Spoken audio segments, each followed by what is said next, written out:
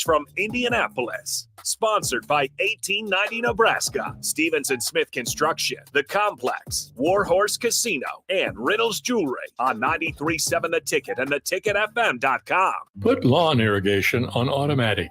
Think Judson Irrigation for worry-free service to Lincoln homeowners and business community. Judson Irrigation will turn on your sprinkler system in the spring, repair or redesign as needed, and turn it off in the fall.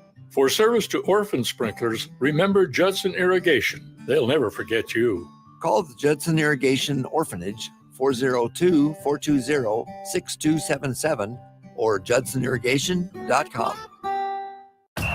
Hey, Nebraska football fans, it's defensive lineman Ty Robinson, and I've got a winning play for you with Action Plumbing, Heating, AC, and Electrical. Team up with Action and install a new Bradford white water heater in your home. And if we win the conference championship this season, you'll get a full refund. Don't fumble this opportunity. Sack your old water heater this season and score big with Action.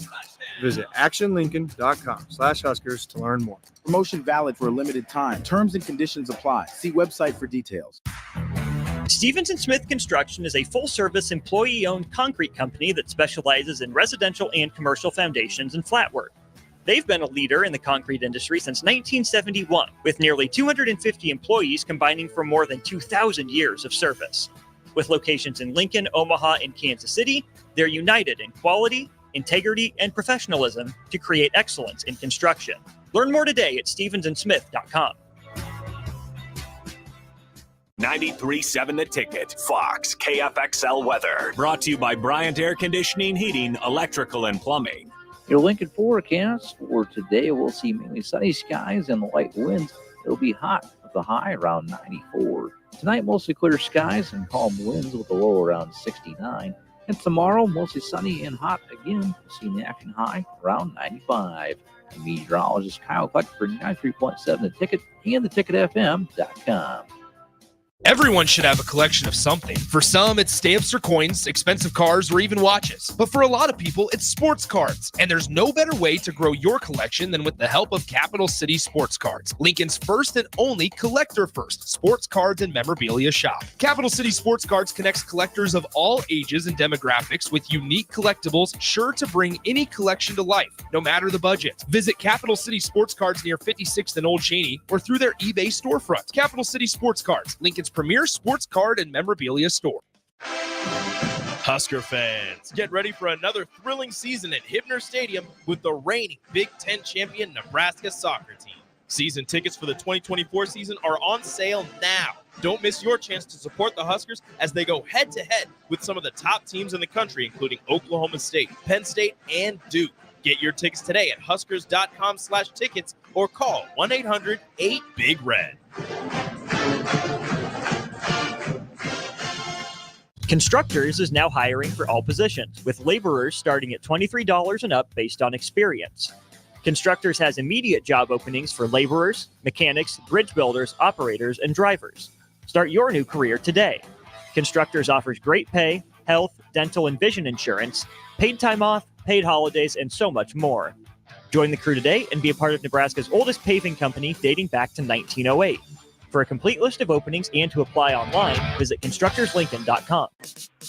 Take your internet service to new levels with Allo, your award-winning internet provider across our fiber hoods. Allo isn't just about the fastest internet available. It's about connecting you to your world, work, and play seamlessly.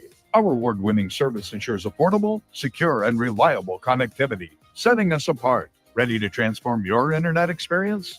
Experience the fiber difference today. Sign up now at allofiber.com. Allo, connecting your world. In every office, there's two types of people. There are those who bring in bagels and those who eat the bagels that someone else brought in. Everybody likes the first person. Be that first person. Weekday mornings at 7:30, you have a chance to win a business box of bagels from Bagels & Joe. All you have to do is shut up, Sipple. 2 questions for you, 2 for Sip. Win, and the bagels are yours. Lose, well, you don't want to lose. You lost Monday, you lost Wednesday, you're a loser. Shut up, Sipple. Weekday mornings at 7:30, brought to you by Bagels & Joe. 93.7 The Ticket is proud to provide listeners with daily opportunities to win contests and prizes on our airwaves, and would like to take this opportunity to remind you of a couple rules. All participants must be 21 or older and must wait 30 days after winning a prize before participating in another contest. Once you win, you have 30 days to pick up your prize at the K&TK Studios, 1040 O Street in Lincoln, or your prize will be forfeit. Thank you for participating in our contest, and thank you for listening to 93.7 The Ticket. You're listening to Big Ten Media Days coverage from Indianapolis. Sponsored by 1890 Nebraska, Stevenson Smith Construction, The Complex, Warhorse Casino, and Riddles Jewelry on 93.7 The Ticket and theticketfm.com. Coming at you live from the heart of Lincoln, America. This is Old School, sponsored by the Mercado by Certified Piedmontese. Broadcasting veteran Derek Pearson. When you find something that moves them, that makes them smile, celebrate it. That's your task. That's your superpower. Nebraska Football Hall of Famer Jay Foreman. Rifles a pass. It was tipped. It's picked off by Foreman. He's at the 15, 10, 5. He'll score! On 93.7 The Ticket and theticketfm.com. Let me be the first to welcome you back to Lincoln. I'm Austin Norman. It has been a blast. It has been a great day out in Indianapolis. Big thanks to the crew out there for their hard work. We've been trying to do our part back here, sending out clips and such of all the interviews we've had throughout today. We've got a couple hours here before we get to Ticket Weeknight, so I'm Austin Norman. I'll be taking you through these next couple hours. You heard a lot of me talking yesterday when there was no Nebraska to talk about. Well, hey, guess what? It was Husker Day at the podium. Nebraska and 5 other schools were up. So we'll have some stuff from the podium that everyone got. But first things first, what did we get? What did our guys get? Who were they able to sit down with? A number of great interviews, including Matt Rule, Matt Millen, Rick Neuheisel, and then, of course, the 3 players that Nebraska took, Ben Scott, Ty Robinson, and Isaac Gifford. So we'll play those conversations for you. We'll even hear from athletic director Troy Dannon at one point as well. First things first, let's start off with the words from the head coach. Matt Rule sat down with our guys pretty early today in Indianapolis. Here's the conversation from earlier today. We'll welcome in Matt Rule, head coach extraordinaire in Nebraska. Adam Carricker here. Coach, I got to ask you. Sir. I was just saying before, I got to give you a lot of credit, man, just because as we look out on the field here. That's a good one.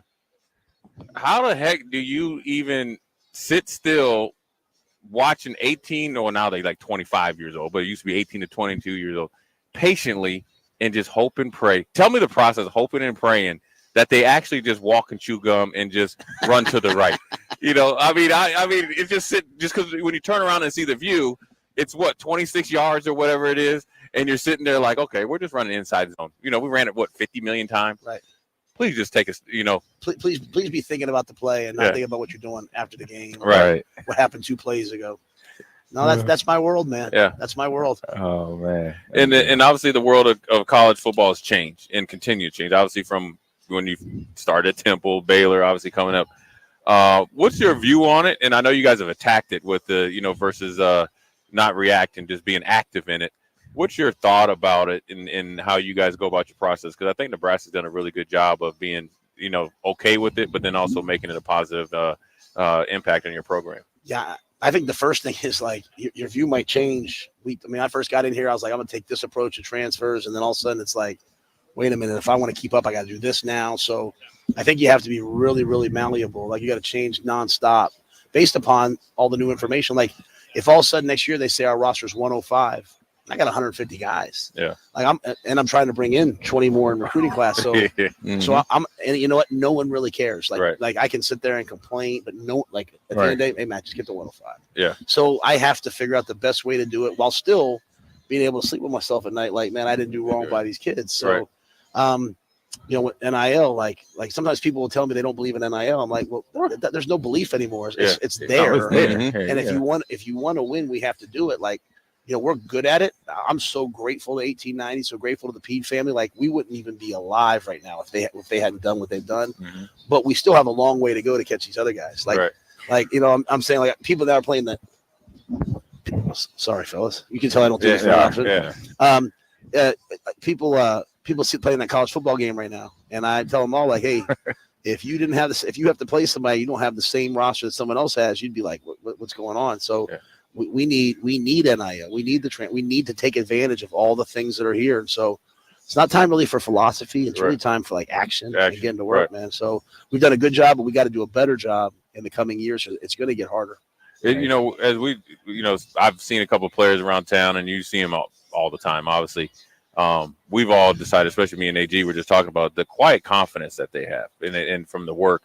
What have you seen as the biggest difference from year 1 to year 2, just in your whole program, but more importantly, the guys you have in your roster? I think you guys just said it. Like, they're walking around like, you know what a good team looks like. Right. You know what a good player looks like. He doesn't have to. He doesn't have to say too much. Right. You know what I'm saying? Like, there's a great line in a Ghetto Boy song where he says, like, I don't. He's like, real gangsters don't say much. Like if you know you're good, I'm paraphrasing that. But if you know you're good, but they know they're good from the, you said it, from the work they've done. My question to them, or my challenge in training camp, is going to be like, what's the look in your eye going to be with 5 minutes left and it's a 1-score game? Because that's going to happen about 10 times this year. And are you going to be like, oh no, here we go again? Or are you going to be like, hey, I wasn't here in 2021. I don't want to hear about 2022. I'm here right now. And that's the challenge for us. And so as a staff, when we get there this fall, our players, they're really good. They're really good young men. They love the fans. Yeah. They want to win so badly. But sometimes when you want to win so much, you play a little scared. Right. You got to go out there and want to just dominate the guy in front of you and see what happens. And so that's the change. But I do love the way they've worked. I mean, they've worked hard. They look better. They look good. I'm expecting them to be a good team. Yeah. So how do you, because the 1-score games, the 1-score losses, the close games, it's been a bugaboo in recent years, not breaking any news to you there. What's the biggest secret to getting over that hurdle, getting that first win, which is always the toughest one in a close game, and then things kind of snowball? To you, what's your biggest message to the players about getting over that hurdle? So I think there's 2 things for me. I think number one, we started this year talking about like, hey, chasing 3, like, because I want them to understand it's not this mountain. Mm-hmm. It's literally like Tommy picked the ball off against Iowa, and the other corner turned and blocked, and he held the guy. And if he doesn't hold him, we have the ball on the 37-yard line. Maybe we get 1 first down, we kick a field goal. Mm-hmm. We turn the ball over, a guy's wide open. We just throw the ball to the wrong guy, turn the ball over, and then the game's going to go to overtime, and 3 guys miss a tackle, and they kick a field goal. It's just one play. Little things. Yeah. And so having them understand, hey, this is why we do all this. I think that's one. I think it's practicing it. Like from day one, like we're going to put the ball down. There's 5 minutes left in the game. There's 2 minutes left in the game. And we've always done it. We just have to do it more and do it better. And then I think the third thing, and I really believe this, Adam, with all my heart, I have to want to get into those games. Like sometimes you get to a game, you're like, man, I hope we beat these guys by 50. And we all want to get to that point. Mm-hmm. But I want to see this team go play UTEP and have it be a 3-point score with 4 minutes left. Everyone might be mad, like, why is it a 3-point game against UTEP? I'll be happy because I want our guys to finally go win a close game. Mm-hmm. And once we win a close game, we'll win 2, then we'll win 3. And that's the progression. But for me, I can't want to avoid the close games. I have to want to get into there. And when it gets in there, I need to be excited because the guys will feed off of me. They will feed off the position coaches. You guys have been there before. Right. I've been there before. They haven't necessarily been there for very long. So they need to feed off the older guys. Yeah, and Coach, you talk about that team culture. So since you got there till now, what's that look like? What's that transformed to now from the coaching? Because I've watched spring ball practices. I watched the way the coaches and yourself talk to players running on the field and off the field in the weight room. How's that changed since then to now? Yeah, I think when I got there, and I don't want to take any shots because I think guys did a lot of jobs, so I'm not there. But I think like the thing that we've tried to do is just get them to understand like. I can only be me if you be you. And you can only, it's an African proverb called Ubuntu, and we put it up sometimes and go through it. Like in today's day and age, where guys are transferring, a lot of times it's like, well, what am I going to get out of this? Right. And we want them to be happy when their teammate's successful. We also want them to understand I can't get what I want if you don't help me, and you can't get if I don't help you. So this idea of like brotherhood, of iron sharpening iron, of being your brother's keeper. It's why we eat together. It's why it's why I won't let them walk around with headphones in the building like those old school rules. No, I'm trying to actually get you to talk. Yeah, like sit down and talk. And it's why the locker room's alphabetical. Now the seniors have their own area, but it's alphabetical. It's not by number because I don't want you sitting by your position only. Right. So just trying to do all these things to build connections. Because back in the day when I was in the locker room at Penn State in 1993, I didn't have a cell phone. So I just was going to sit there and talk to you. Yeah, well, now they can just be somewhere else all the time. So I think having them be around each other, has allowed them to start to push each other. I'm going to see guys be like, hey, pick it up, get up here with me. Yep. And it's not demeaning, it's demanding of each other. And if we have that, that's what you guys had. Right. Like That's every expected. great Husker football player I talk to, it's like this culture of like accountability. Like, and I think we're starting to get headed in that direction. Good. Matt, we know you didn't have a cell phone, but the biggest question, did you have a pager?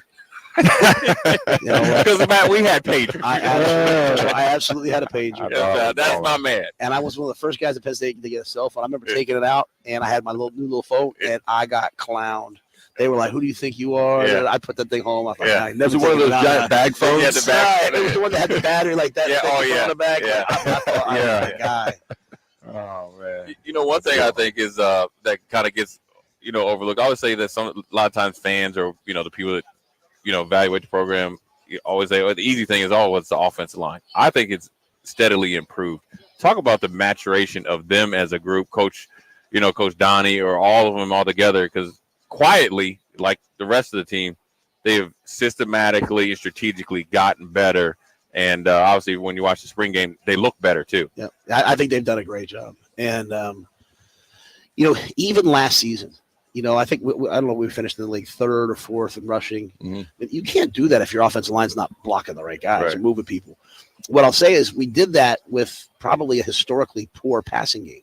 And so if you know that they can't really throw it too much, then you're going to blitz, you're going to load the box. So we were able to run now sometimes we ran the quarterback, but we were able to run the ball into those difficult boxes. Like this year, with the skill we have outside, with the three quarterbacks that we have, I expect us to be able to throw the ball when they think we're going to run it, run the ball when they think we're going to go throw it. Like even our sacks last year, like, man, like it's 3rd and 12. They know we're dropping back. Right.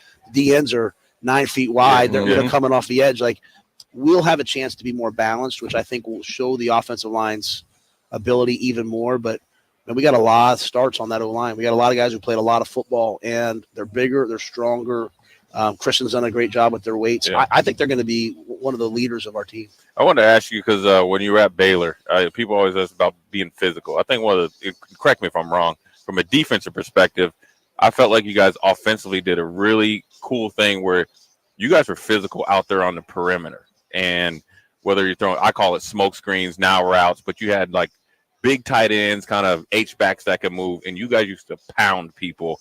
Talk about that, because people always think of being physical, like just line up, Dallas Cowboys, Emmitt Smith, and just bowl over people. But I think there's a different way you can be physical, especially in this day and age of college football. If you're physical out in the perimeter, it doesn't matter if you got Warren Sapp in the middle, because now Jay Foreman's got to deal with the Lyndon Myers and all them. Yeah. Talk about that. Yeah, no, I think one of the terms we use in our program is dominant contact. Right. And we don't want to accept contact. We want dominant contact, and we want it really at every position. So whether you're a corner tackling, you're a 3 technique, getting off and knocking, obviously guys blocking, but on the perimeter, we expect our receivers to play with dominant contact. And so, Ron still shows every year the video of like the receivers blocking in 19 whatever. And it's like, man, it's impressive. Now the rules were a little different, yeah. but you know what? Like we want that. I want that corner that's got to cover us on 3rd and 7 to have had a hard day getting blocked by, a 220-pound. We have receivers that could be tight, like Nay or Jamal Banks. Those guys are big men. Yeah. And I want them to impose their will physically on the opponent. So that allowed for a lot of one-on-ones, and you're able to spread the field but still be physical. That's a great thing. Yeah. I got one last question. D-line, Nash, Ty, everybody's coming back, high expectations. So 2 parts. How is Nash doing with putting healthy weight back on, because he lost it for wrestling? Part 2, how good can that D-line be this year? I think they can be as good as anyone in the country. What we have is we have depth.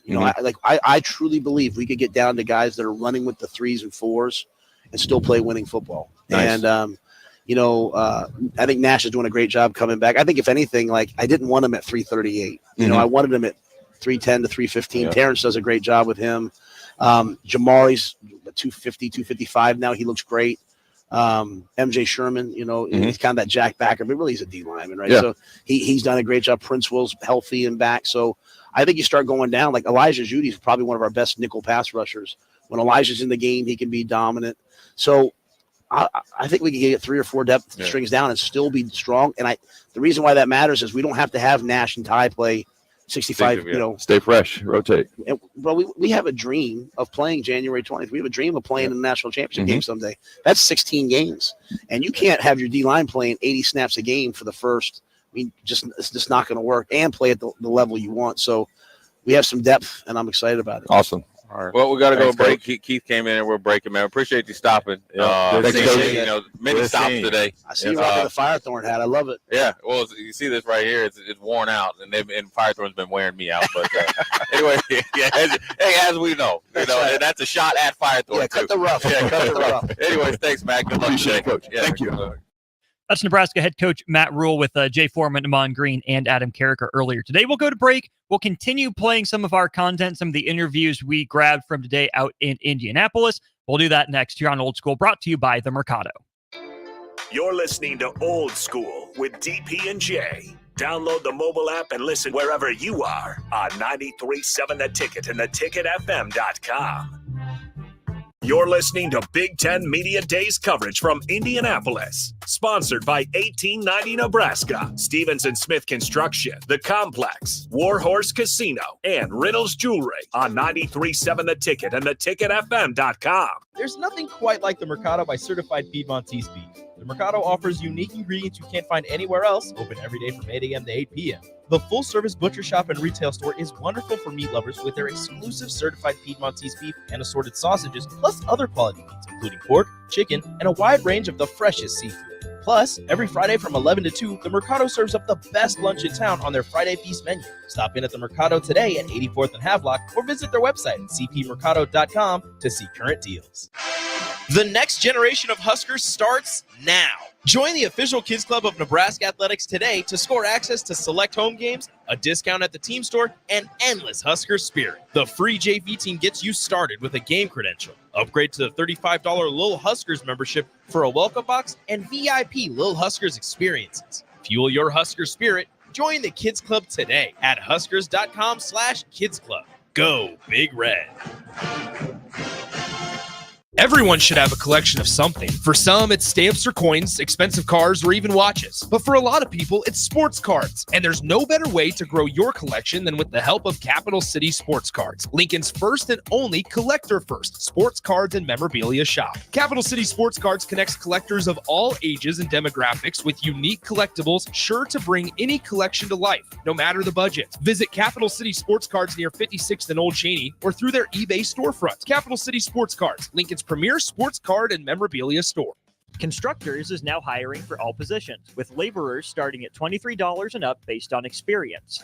Constructors has immediate job openings for laborers, mechanics, bridge builders, operators, and drivers. Start your new career today. Constructors offers great pay, health, dental, and vision insurance, paid time off, paid holidays, and so much more. Join the crew today and be a part of Nebraska's oldest paving company dating back to 1908.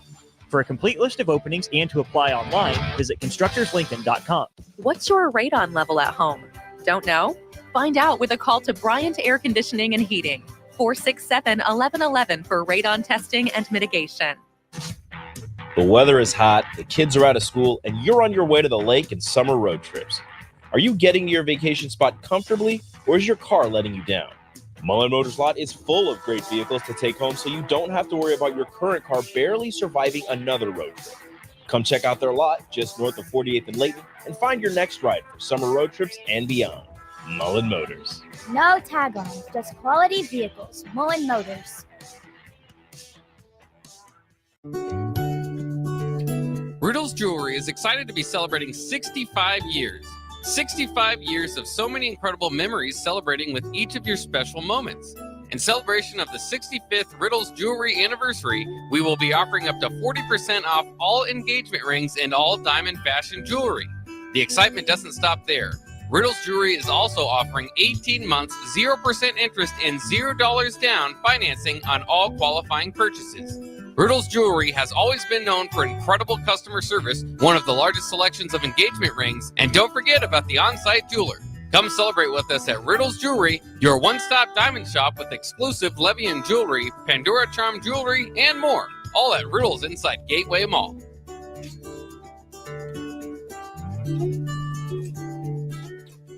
When you were a kid, clubs were cool. robotics club and space club and stuff like that. But what do adults get?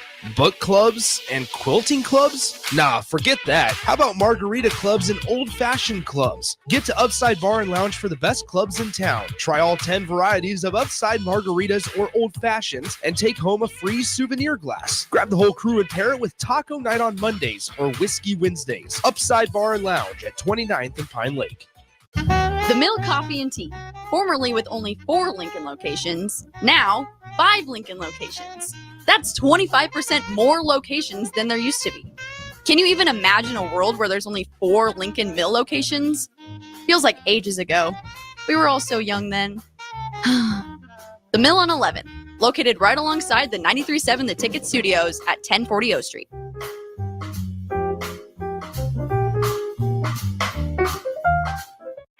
Get ready, Husker fans. The Big Red Preview is coming soon. Join us Saturday night, August 3rd, for an exclusive look at your Nebraska football team in action. Experience the excitement, the energy, the sights and sounds of a game day as the 2024 football season kicks off. Visit Huskers.com/tickets and bring your family, friends, and all your Big Red pride to Memorial Stadium Saturday night, August 3rd. That's Huskers.com/tickets. Brought to you by Husker Athletics and 1890 Nebraska. Winning tradition, future success. Back to old school with DP and J on 93.7 The Ticket and theticketfm.com. Donald on our YouTube stream, really appreciate you tapping in from Albuquerque, New Mexico. That's where you're at. Our guys are out in Indianapolis. So we're replaying the content that we had throughout the day from them. I'm Moss Norman taking you through it back here in the 93.7 The Ticket studio. We just got done hearing from Nebraska head football coach Matt Rule, his sit down with our guys at our table. Let's turn our attention to the one offensive player that Matt Rule brought with him to Big Ten Media Days, center Ben Scott. Here's that conversation from earlier today. Ben Scott sitting next to me. Yeah, I was talking with Ben about they went to dinner, St. Elbo's. Right. And he was talking about the shrimp appetizer. Oh, yeah. That's the spicy one. And Coach Rule said they got something, if you get, who could ever eat the two spicy shrimp or whatever, or who won? Yeah. It's horseradish. I think Horseradish. Ty Yeah. Robinson won. Okay.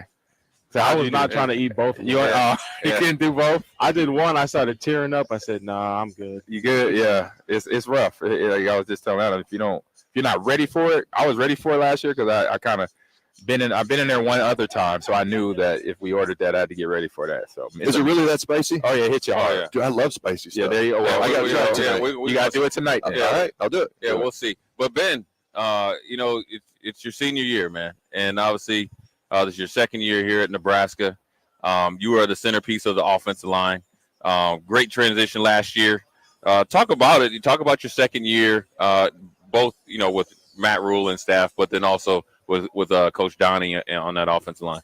Yeah, it's been great. I think after last season, we kind of figured out what we got to work on and what we did good. And I think going into this next season, I think we're just trying to get one step better and everything. And we have a lot of guys coming back, especially on the O-line. So I think that's a good piece to have. We're got a lot of new guys on the offense too. So I think it should be good. Talk about the process of coming in from the portal, new situation, and then systematically and strategically improving. And then now you guys, I think, have that quiet confidence coming from that improvement from last year. Talk about the difference this year. Being in the meetings, you kind of know the ins and outs of Coach Donnie. When that thing starts boiling a little hot and when you guys got to cool them off. Talk about that process because it's a unique process. I know Coach Donnie personally, but I just know playing for him, you guys love him, he loves you guys. But in year two, with your success and improvement, talk about that. Yeah, I think it's been a big change, and I think going into year two is really holding us accountable even more, and I think that's important for us to even take that next step. And like coming in last season, I was trying to learn how he teaches things and how we do like the mic points in his kind of scheme. And I think that going into year two, I think I'm really more comfortable in doing that and looking at like the different stuff, like really detailed in on the plays. Right.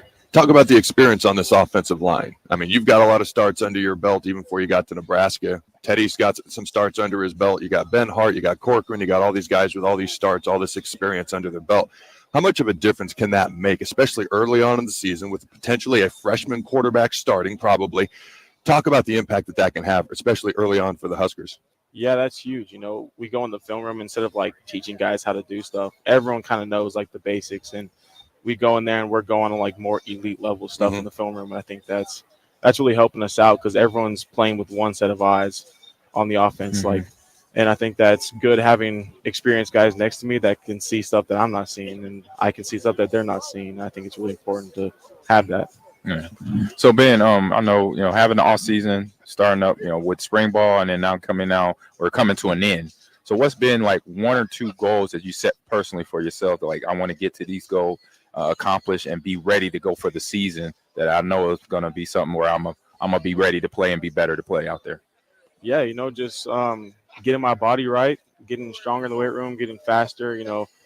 Credit to Coach Campbell and his staff on getting us all there on where we need to be, and getting in shape because we're going to be pounding the rock, and then it'll be those long drives where we really take advantage, and I think that's important. And just being like schematically correct on everything. Right. I think as an O lineman, especially if one guy's missing an assignment, the play's messed up. So you really got to be schematically correct and really focus on that. Right. Ben, we got 4 new teams coming into the Big Ten. I think, correct me if I'm wrong, you got a little bit more intel on them. Talk about some familiar faces, teams, and schemes, and having that and the confidence that when you play at UCLA, USC, you're like, you can maybe give either Coach Donnie, Coach Rule, or staff a little bit more in-depth intel because of your experience of playing against them at Arizona State. Yeah, it'll be a little bit different than what we're used to, but honestly, I don't think it'll be the same coaching staff that I've played on against these other schools. So I don't think I'm too worried about it, and I think that whatever comes out against us, I think we'll be able to attack. I like that. Talk about the physicality that you play with, though. I always say is that from a linebacker's standpoint, a center that goes the extra mile is probably the guy I didn't like to play against. I see you go the extra mile. Talk about setting the tempo and finishing blocks and doing it with the right purpose. Yeah, it's something that we focus on is finishing and, just body blows. If you're hitting the linebacker first before they hit you, it's going to wear them out over time. So I think that we try to focus on that, be the hammer, not the nail. So, just those body blows that the whole game, they're not going to be able to handle it. Talk to me about the mindset that goes into something like that. I think these guys have coached too. I've coached kids for years. Getting kids comfortable with hitting and contact and play after play after play. To me, the biggest challenge is right here. Even at higher levels, I would see guys for the first, second, third quarter that all of a sudden their eyes went like this in the fourth quarter. What's the biggest approach mentally for you as far as being physical, going that extra mile and doing it on those long drives you talked about, doing it for 4 full quarters? What's your mental approach, and what have you guys been taught by the coaches? Yeah, we've been focusing on finishing like the whole offseason, especially during mat drills. Like that was one of our emphasis. So, working on finishing, and what really hits home is when like you don't finish and then your guy makes the tackle. So that's really like something you got to think about. Like every play you just got to finish till the end of the whistle, or else that could be the guy making the play. That's what you don't want. You don't want your guy making the tackle. Yeah, that's a good point right there. Ben, talk about you guys got a lot of the starters or the guys that are going to play have a lot of starts and obviously experience. But quietly, I think Nebraska has some good depth, some young players. Talk about some of the young players that have made a big step from year 1 to year 2, because the one thing of the few practices I've been at, you guys will hold them accountable to the highest standards as well. Oh, yeah. We got lots of O-linemen. We got Justin Evans-Jenkins. We got Gunnar Gatula. We got Sam Sledge. They're all like they came in and, they were young. And Justin really stepped up last season, and we're going to see him a lot this season. And I think Sam and Gunnar, you could also see them this season. They're young, but they're coming up. We got some running back. We got Emmett Johnson. Yeah. I'm really liking the way he approached the offseason, and I think he's really going to show up this season. And I think, we got a lot of guys, a lot of depth. And we also brought in the receivers, so we have a lot of depth over there too. We got Banks and Nair. We got Coleman. We got Lloyd. We got all those guys. So, it'll be a surprise on how the season's going to go with like who's going to be out there making the plays, but I think it'll be good. All right, I want to have some fun now. All right, we talk all serious now. I play video games. You play video games? A little bit. A little bit. So the new college football is out. I think everybody in the world knows. All right, and so I don't know. Do you know your rating in the game? 78. Okay, so you do know. He's not pleased. Yeah. So your head went down. Yeah. So tell us on that rating how you feel. Your head dropped down, but we want words though. Explain that. Let's talk. Where'd they mess up? What'd they get wrong? What they get wrong with that 78? Everything. All right. So I will go to your blocking stats here. Pass blocking and run blocking stats. They have. Well, we're getting in depth here, Jay. Yeah, just real quick here. So they have pass blocking, 85. See, that's understandable. Right. 85, that's cool. Like a lot of good players are like 85s on that. He's okay with that. Gotcha. Right. Okay, they have I don't know what type of blocking this is. It says pass blocking finesse, and they have you at a 77. His eyebrow went up. I know, because I'm like, I've been around a lineman for a long time. I'm like finesse. I think it's pass blocking. You have to really like move your feet, stay in front of a guy. Yeah, and it's a little lower. Is that what that is? Yeah, I don't know. Because your overall pass blocking is 85, but then the finesse side of it is 77. They're saying he's physical. Yeah. That's what he's saying with that. Yeah. So real quick, and then I went down the list to find like your worst stat of you, and what they probably say from the number. You kind of figure it out from there. So your worst set right now, I think I found, is a 31 at kick return. So they're saying you have no kick return skills. What's your opinion on that? Have you had a return? Can you get 10 yards? That's all we need. Oh, I can get 10 yards. Yeah. Right. That's a good return. That's a good return. I thought you were trying to hurt In this day and age of college football, it's that rating up. I like it. But the good thing, Ben, I think just like Madden, I think as you continue to play good, it'll go up. And so you make sure Keith Mann and Seamus make sure that they check in. They when report. You're ready. That's your guys right there. You guys stay on there. Oh, they got a report? Yeah, hold them accountable. They talk to EA Accountability, and get all the information. So it's the sports information guy. So because I had this problem. I used to harass our sports information. Actually, once I got to the league with Madden, and be like, hold up, why my speed is this? My agility should be that. So you could let them know. And that's why they have the rating players, the former players now, like Chad Johnson. He goes out. He's one of those guys. What's his strength on there? Strength. All right. That's what I want to know. Phone just locked. Did they get it right? That's the other thing I want to know. I think my speed was really low too. Okay, your strength. Your speed? Hey, I'm fast, man. Yeah. All right. What's his speed? His strength. Oh, speed is yeah. It's a 58. What should it be? At least 72 for a lineman. 70. Yeah, for a lineman, you can move pretty good for a lineman. You gonna like the strength. Strength is an 87. Okay. Is that good enough? That's all right. That's all right. I think they did you wrong with the speed. I will agree with that. Yeah, 58. That's they're just assuming linemen are slow. That's what they're. I might need some more pulling plays. Show you got to show it off. You got to snap and pull. That's impressive. Yeah. So what's his throw power? Hold up, it's on here. Trust me. Oh, did you ever play baseball? Oh yeah, I played baseball. All right, pitch it all? Not anymore. Okay.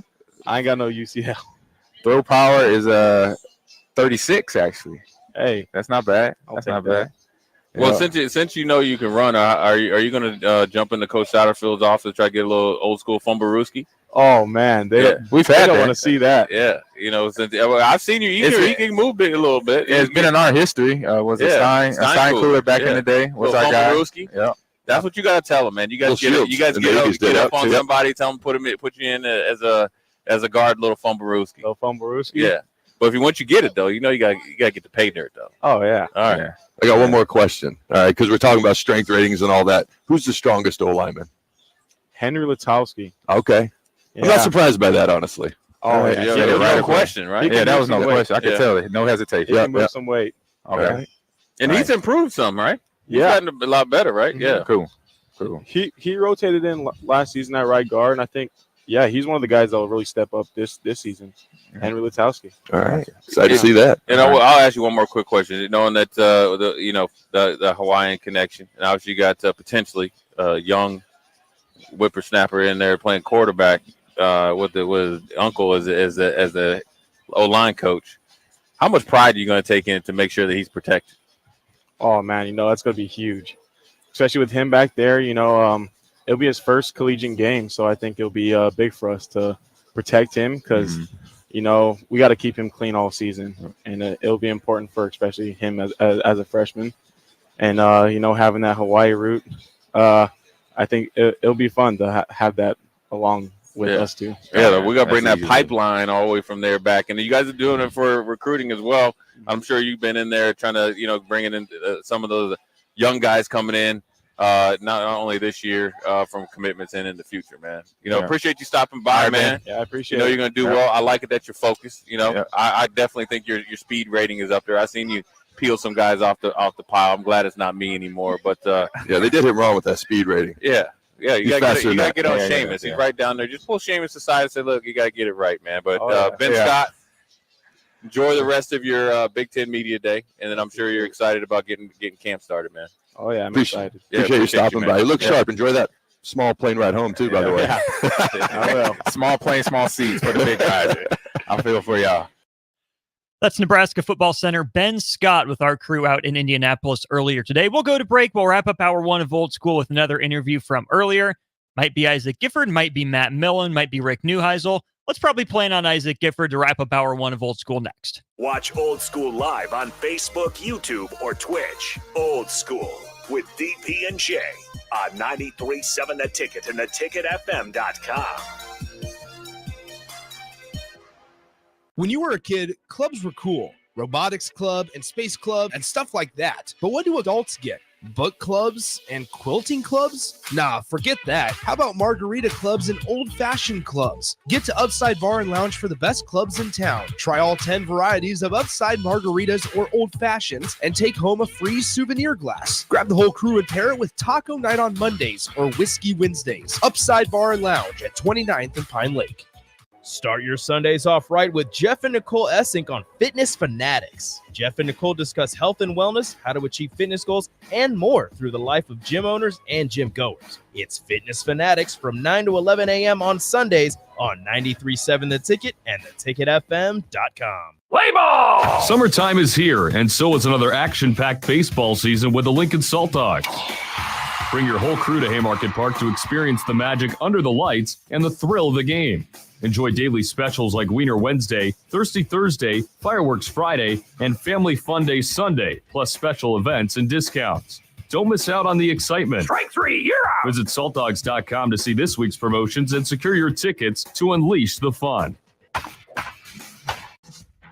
The weather is hot, the kids are out of school, and you're on your way to the lake and summer road trips. Are you getting to your vacation spot comfortably, or is your car letting you down? Mullen Motors Lot is full of great vehicles to take home, so you don't have to worry about your current car barely surviving another road trip. Come check out their lot just north of 48th and Layton and find your next ride for summer road trips and beyond. Mullen Motors. No tag-ons, just quality vehicles. Mullen Motors.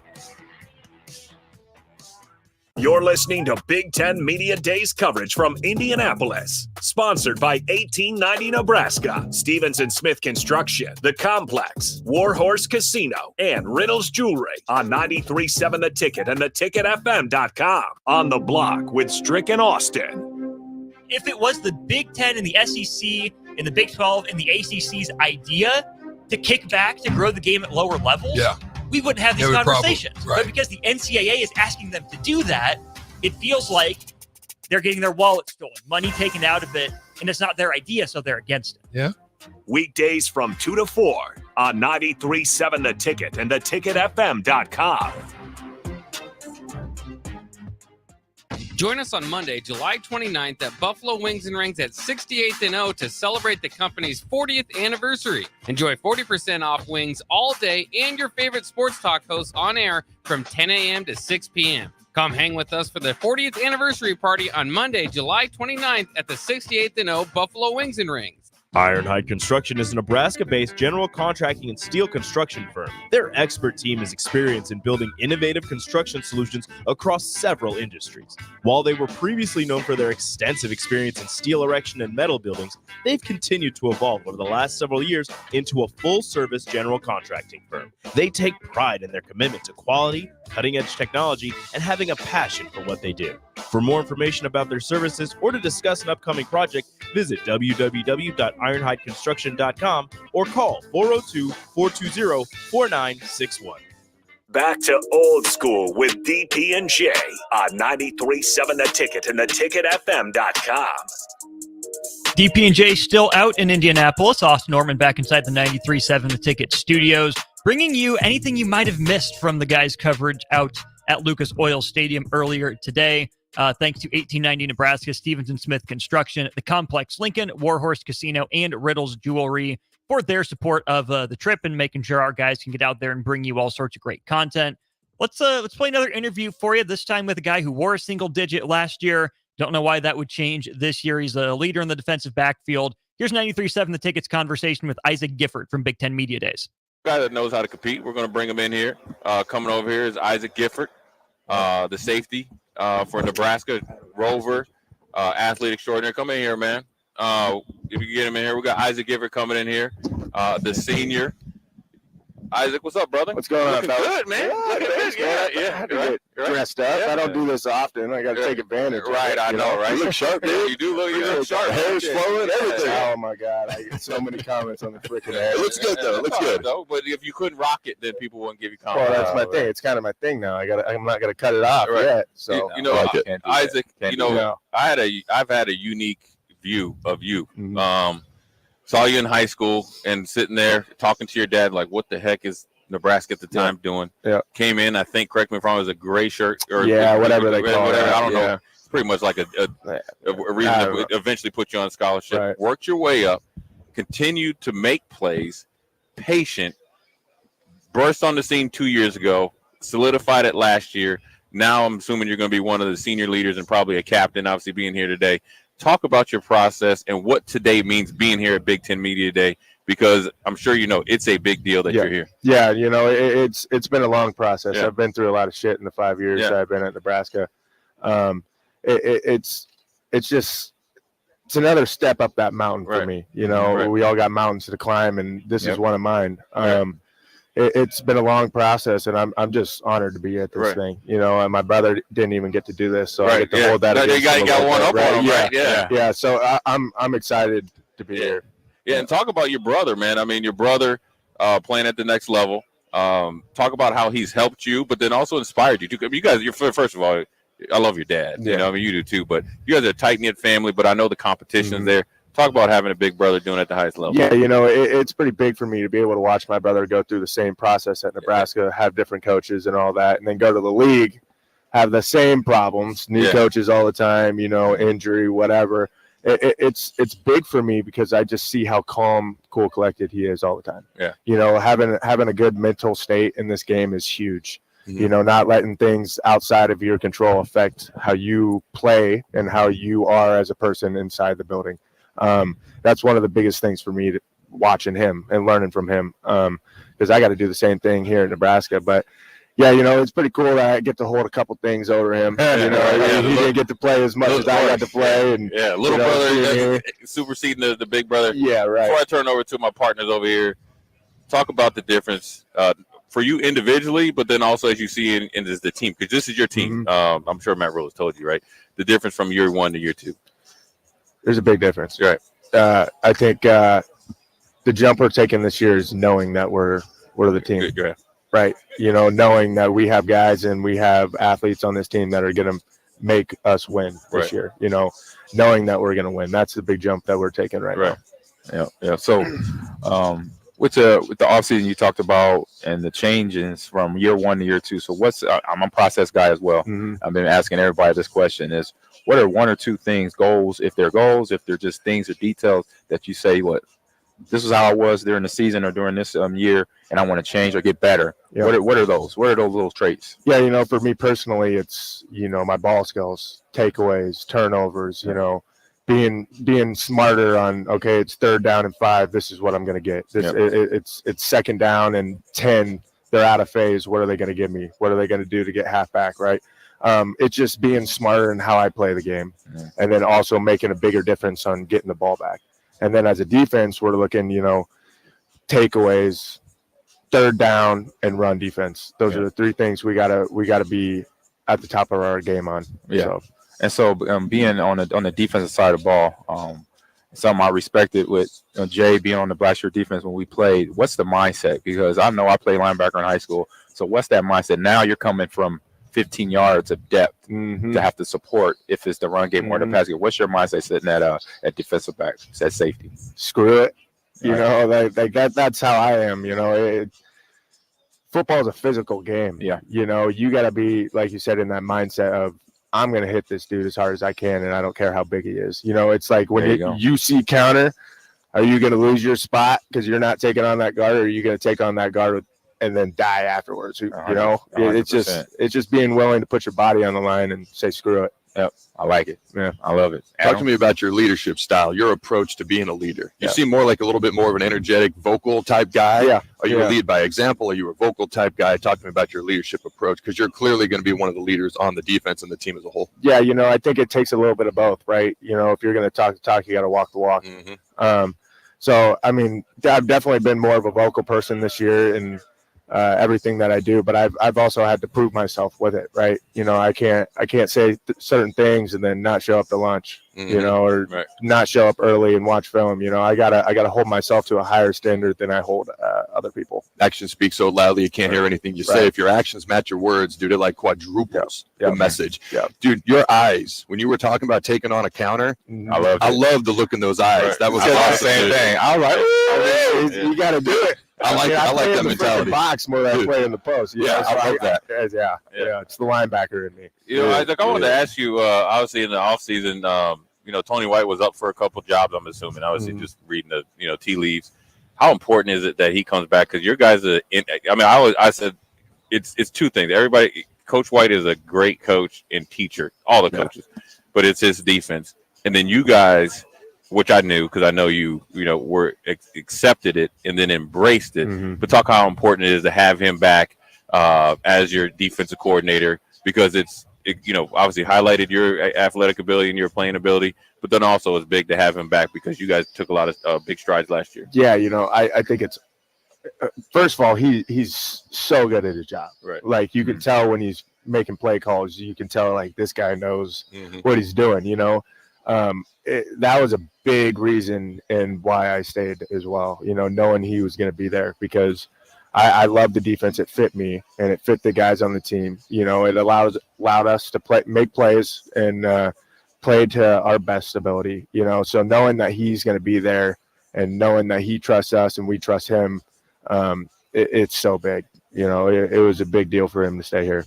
What are your guys' expectations and goals as a defensive unit this year? You can take that any way you want to. You can say top 10 sack, run, points per game allowed defense, or you can take that however you want to. You know, I don't really put numbers on things. You know, I think of it more in a sense of how physical can we be? You know, how's the team going to play the next week after playing us? You know, I want to be one of those teams where they walk off and they're like, dang, those boys hit. They're beat up. Right. Yep. Right. That's my goal for our defense. I like that. Gotcha. So we're gonna have a little fun. I was able to get to Ben on the questions here, and then these. Here we go. I don't think my man play a lot of video games. I'm the director of esports on campus. Let's do it. I play video games. That's my thing. And you know, college football is on. All right. Do you know your rating? 85, I think. Boom, another. All right. And then everybody did go down. When I asked Ben that question, his head went down. He was not happy. He was not happy. He was rated at 78. He wants higher. So that's 85. Is that 85? You good with that? I'm pretty sure. Okay. He looks good with that. All right. And we got speed here at 90. That's I'd good. take that. There you go. Strength. They have strength at 73. That's wild. Right. That's right, man. Whatever. That's a problem. He does not agree. Yeah, I don't agree with that. I don't agree with that. I say agility, 89. I'll take that. Yep. Awareness, I say acceleration first, 92. That means you get in the box real fast. I like that because I had to deal with a lot of safeties like that. And awareness, 88. On-field awareness. That one should be a little higher, but I like it's fine. All right. And let me see your lowest rating here. Let me see if I can find the lowest one. And the lowest one is usually something that you, game by game, you're not doing every time. Yeah. So like throwing the ball or running with the rock. Let me see here if I can find it. Throw power. So throwing under pressure here, 42. Yeah, I can't throw the rock, so it's fine. My shoulder. It's okay with that. I wanted to. All right. The cowboy collar and all that doesn't allow it, right? Shoulder harness. Okay. All So, right. They had Ben's kick return at 31. He's like, I got you 10 yards. Let me I got see. you 10 yards. Let me see your kick return. Okay, here we go. Your kick return was 67. I can bring it back a little bit. Yeah, I mean, 10-yard average is what you look for. That's all you're looking for. He punt returned in high school. Right. So I'll tell you, if I was a special team coordinator, yeah. Come on. I know you can. Yeah. Well, we got the call. We got a break. We got to get out of here. Isaac, good luck as always. You're gonna do your thing. Appreciate you coming on. It's Isaac Gifford, Nebraska safety and future captain. Obviously, going to be one of the big leaders for Nebraska. Knockout stick right leading them to success this year. Isaac Gifford sitting down with our crew in Indianapolis earlier today. We'll take a break.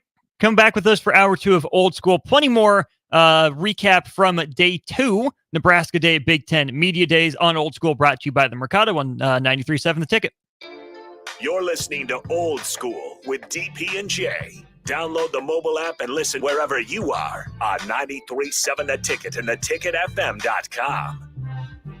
Hi, everyone. Kendall Warnock with A1 Automotive in downtown Lincoln. If you're looking for an automotive repair facility you can genuinely trust, we would be grateful for the opportunity to earn your business repairing your vehicle. We have ASE master technicians and qualified to work on a variety of vehicles from Hondas to Porsches, Jaguars to Toyotas, and Chevrolets to Fords. We pride ourselves on customer service and relationships, and we would be grateful for the opportunity to serve you. Give us a call at 402-477-4660. A1 Automotive. Always honest answers. Join us on Monday, July 29th at Buffalo Wings and Rings at 68th and O to celebrate the company's 40th anniversary. Enjoy 40% off wings all day and your favorite sports talk hosts on air from 10 a.m. to 6 p.m. Come hang with us for the 40th anniversary party on Monday, July 29th at the 68th and O Buffalo Wings and Rings. Get ready, Husker fans. The Big Red Preview is coming soon. Join us Saturday night, August 3rd, for an exclusive look at your Nebraska football team in action. Experience the excitement, the energy, the sights and sounds of a game day as the 2024 football season kicks off. Visit Huskers.com/tickets and bring your family, friends, and all your Big Red pride to Memorial Stadium, Saturday night, August 3rd. That's Huskers.com/tickets. Brought to you by Husker Athletics and 1890 Nebraska. Winning tradition, future success. The weather is hot, the kids are out of school, and you're on your way to the lake and summer road trips. Are you getting to your vacation spot comfortably, or is your car letting you down?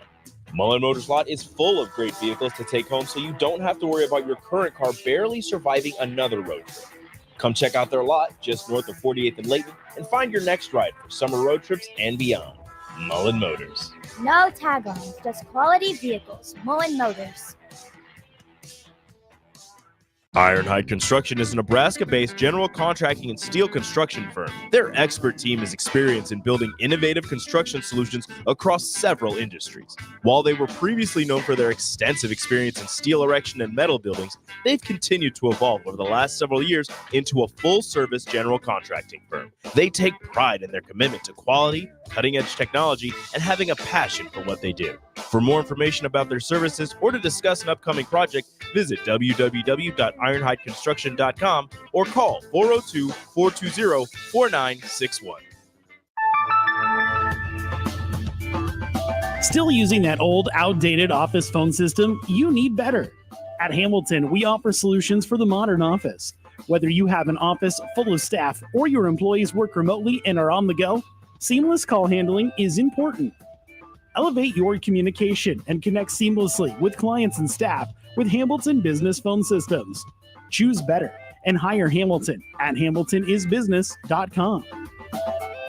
For over 15 years, Integrated Life Choices has empowered individuals with disabilities in Lincoln and throughout Nebraska. They provide comprehensive services from group homes and independent living services to job training, ensuring fulfilling lives for those that they serve. Now, they're inviting you to join their mission. If you're passionate about making a difference in the lives of people with developmental disabilities, explore rewarding career opportunities with them.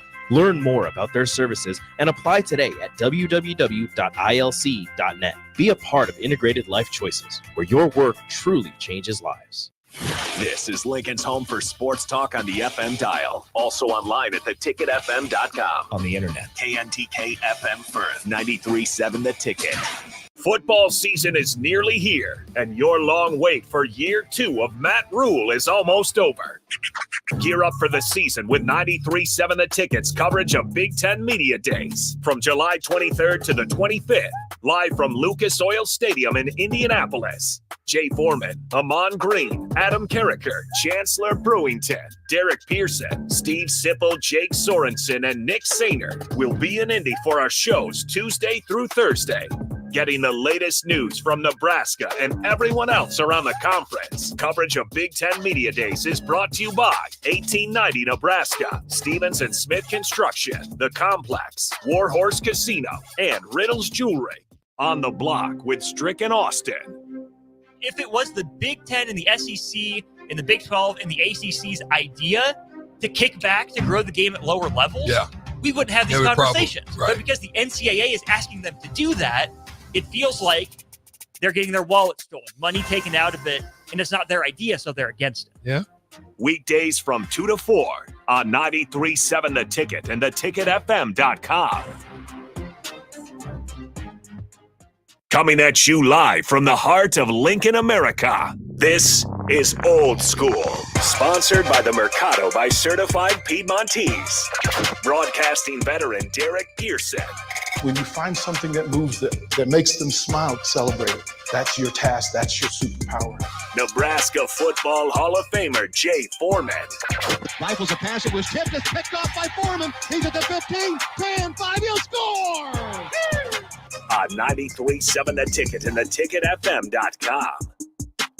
Austin Norman with you in Lincoln, 1040 O Street, where you can find me right now, at least, and then throughout the day. Big shout out to our guys in Indianapolis for Big Ten Media Days, doing a great job, giving us plenty of stuff to play, talk about, sift through, and put out on the airwaves for you. 402-464-5685. If you've got any comments, questions, concerns that you have about anything said by anyone who is representing Nebraska at Big Ten Media Days today, anything you've heard from other schools throughout the last couple days, feel free to send that in on the text line 402-464-5685, courtesy of Sartor Heyman Jewelers, or on the comment section on either Facebook, YouTube, or Twitter. Again, thanks to Sartor Heyman Jewelers. This is Old School, brought to you by the Mercado by Certified Piedmontese. Every type of meat, every type of cut, special ingredient butcher shop. 2 Lincoln locations, 84th and Havelock, as well as 30th and Yankee Hill. You also have an open Mercado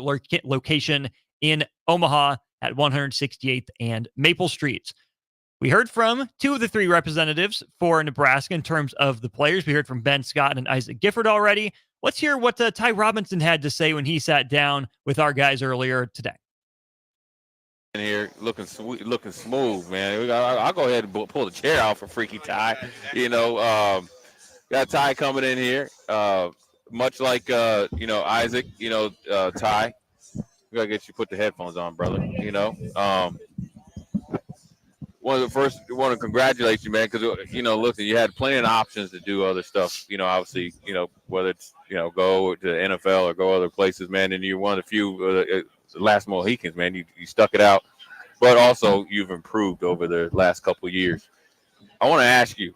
I saw you when you was like, this dude's a man child. I remember when I asked you about if you went to the bars, he looked at me, he's like, dude, I'm only 20. I was like, bro, you look like you're 24, right? Now you're here, though, a couple years later. This is your team, second year of Matt Rule. Just talk about being here, and now you're here to where you're going to really explode this year. Yeah, first of all, I love Nebraska so much, and, the loyalty that it's given me and just the support that it's given me. I mean, there's no better place I'd rather be. There's nowhere else. You could pay me as much money as you want. I don't care. I'm not leaving. This is my home for sure. Right. And but yeah, just for this next season and being able to see what the guys have done in the winter, in the spring, and the summer. I mean, I'm pretty pumped. I'm pretty excited to go out there and get to game 1. Yeah, I mean, very rarely as a football player, especially when you get towards your senior year, you're excited for camp. But I get the sense, talking to Ben and Isaac and yourself, you guys are actually ready to get going. You want to get out in those hot days because you guys have put in a lot of work. Yeah, I think, how hard they made summer this year is really kind of made going into camp kind of easy. Body feels great. I feel stronger. I feel like clean almost, going into camp. Good. Nice. And so something I asked everybody that sat down here today in the last couple of days, Ty, is I'm a process guy. So what were some details or maybe some goals from last season that you had on your list that now you work during the off season that you say, okay, I need to get better at this one, one or two that you could say now I'm ready. Next week camp starts.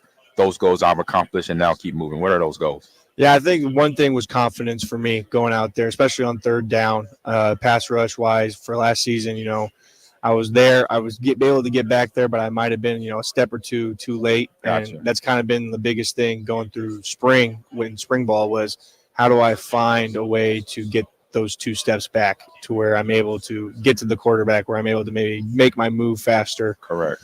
And then, just like for the summer was a lot more. I wanted to change my body physique up a lot more. I wanted to be a little bit more lean, and I've definitely gotten a lot stronger underneath Coach Campbell and his staff. So Okay.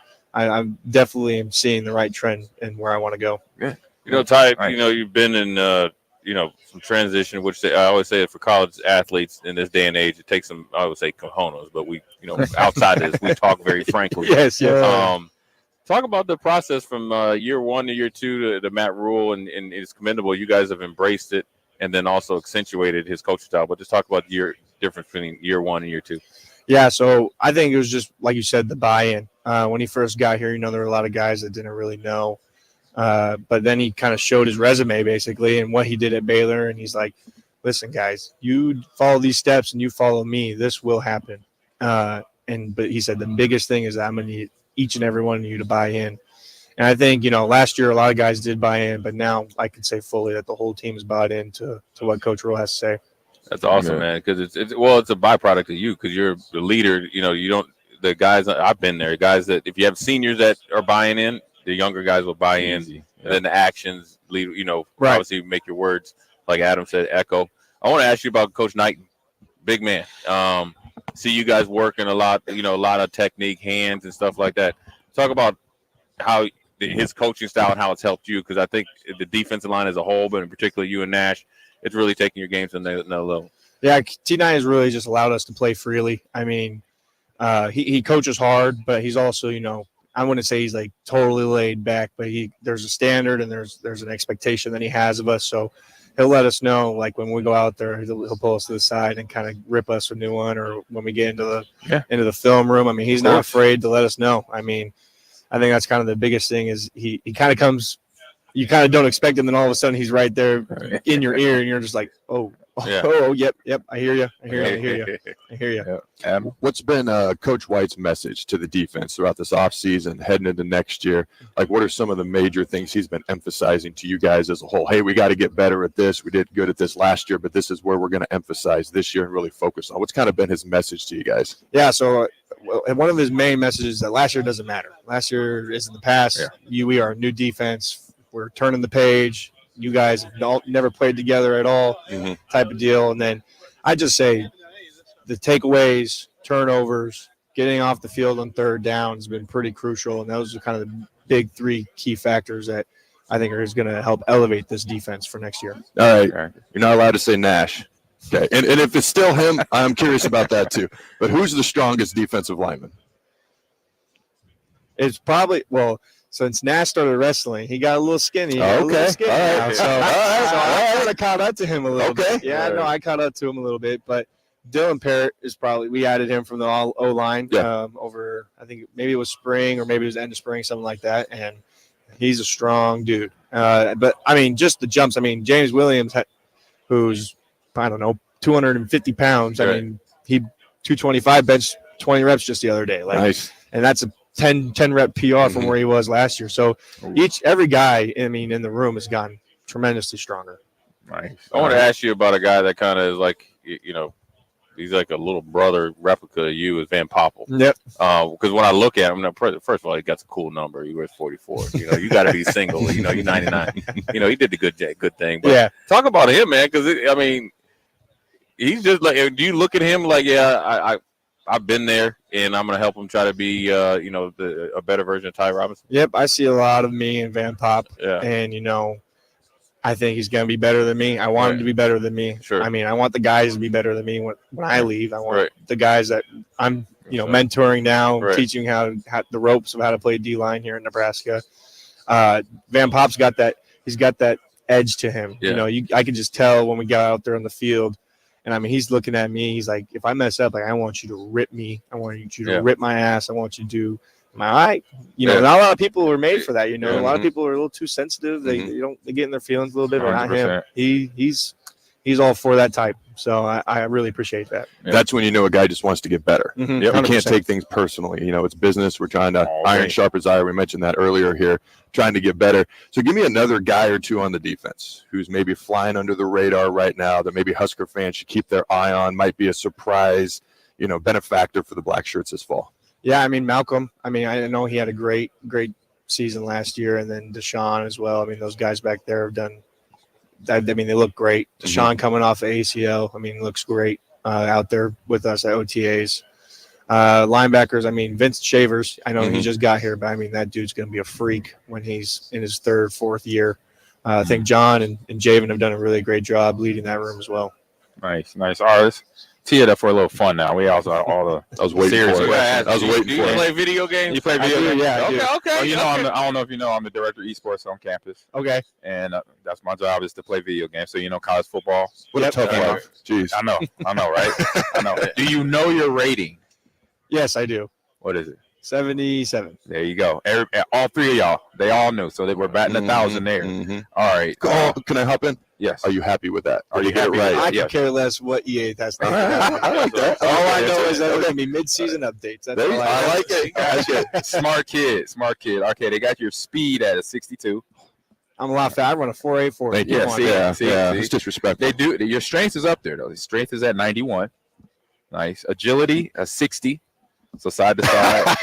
No. He's nodding his head. So folks. agility Can't and see it. change of direction. Agility and change of direction. So agility 60, but change of direction is 45, which is the same thing. So I don't know. Like I said, mid-season update. What the discrepancy is on that one there. You got to get with Seamus. Seamus is the one. Seamus is the one that you got to tell. But Acceleration. So this is good for D lineman, O lineman. Yeah. We were just talking about this. Acceleration 75 off the ball.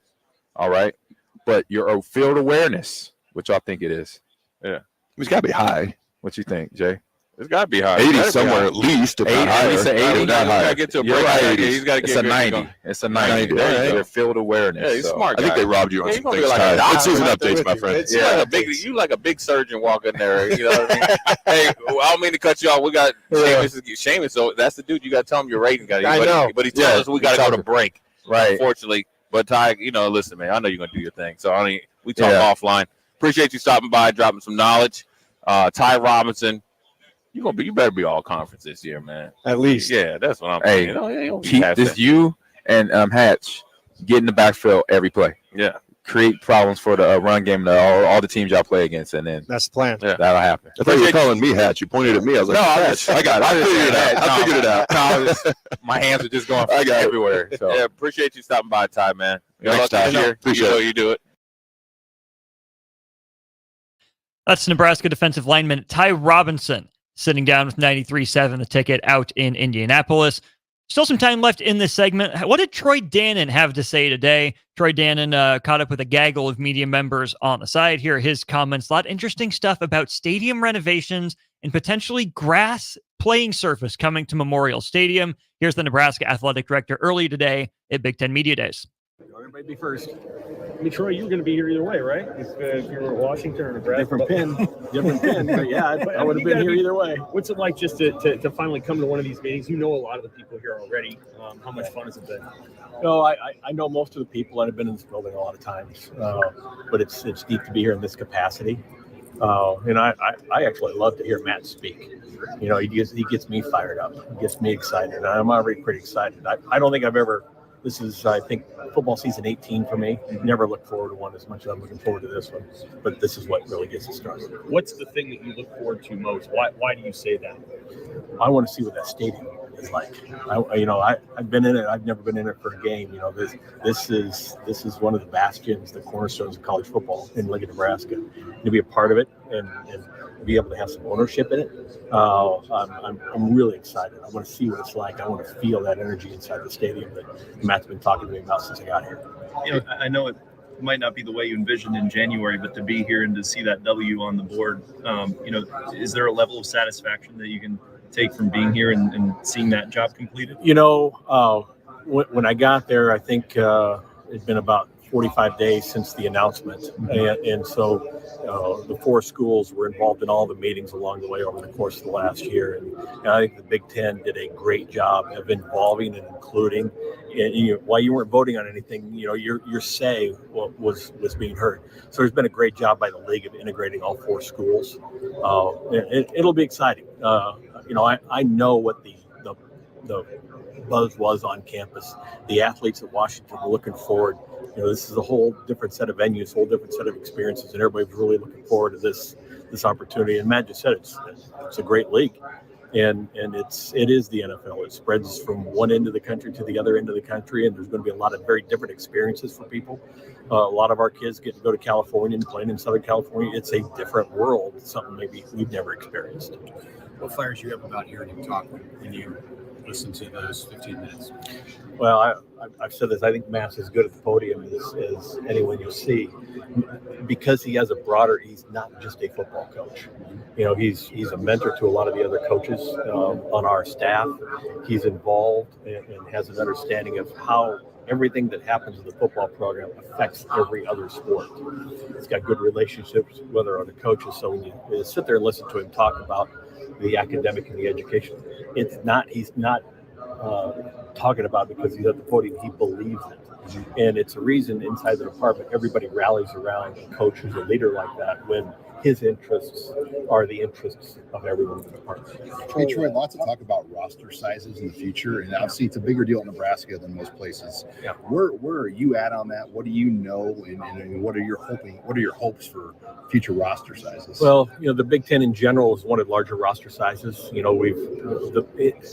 Nebraska in particular, but a lot of the Big Ten schools have really built themselves on walk-on programs over the years. However, and I said this to Mitch a week ago, I have not gotten too worked up. Matt's not gotten too worked up, because the year before COVID, roster sizes by the NCAA were regulated at 110. And that's how many could come into camp, was 110. And so we grew to 105 or 115 and 120 for 2 reasons. One, COVID, to have more kids with COVID going through. And then secondly, with the 6th-year kids, the extra COVID kids. So we were still able to recruit high school kids at the same numbers. So we're used to roster numbers that are a little smaller. Even while we have 140 going through summer workouts, the current rule is 120. So we're always going to have to make cuts when camp starts. It's just a matter of where do those numbers end. And I said this: the details, the number is inconsequential as much as the details of how that number is derived. And does that number last throughout the year? Can we still have our 140? Can we still build that program and then come into camp with basically a cut? And we've all gone through cuts, but can we still do that? Those are the questions I don't know the answers to. So talking to Rich Clark earlier about campuses preparing for potential of hosting CFP games, and they've sent surveys out, did a lot of. What's been like maybe some of the bigger challenges that, let's say, Nebraska would face should that come to be in December that you guys gonna have to work through? Well, I think northern latitude schools are all going to have to worry about weather in a way that we don't normally have to. However, we're already playing a home game every other year, right? Thanksgiving weekend, so it's only a couple of weeks different. But preparing for what a mid-December looks like. We've talked about whether we're going to put grass in our field, keep turf in our field. If you're going to have grass in your field, you need live grass if you're going to be playing in December. So there are other considerations that need to be made. But, the idea of could we host a playoff game at our place, I think would be off the charts for people. Obviously something that's unprecedented. So whatever challenges there, the excitement, the adrenaline we go through if you were in that position are going to more than offset any of those challenges. Any requirements of winterization, anything like that that's been discussed from the CFP? No, nothing that I've seen come down yet. But, there's more information now. At this point in time, nobody can winterize their field if they haven't already winterized it.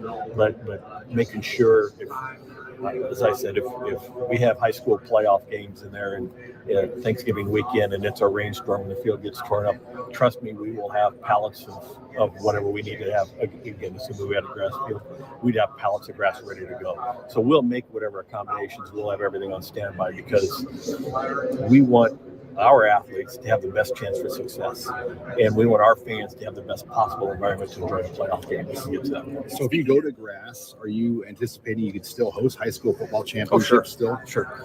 This is not the grass of 25 years ago. This is grass. A lot of stadiums host high school championships in grass.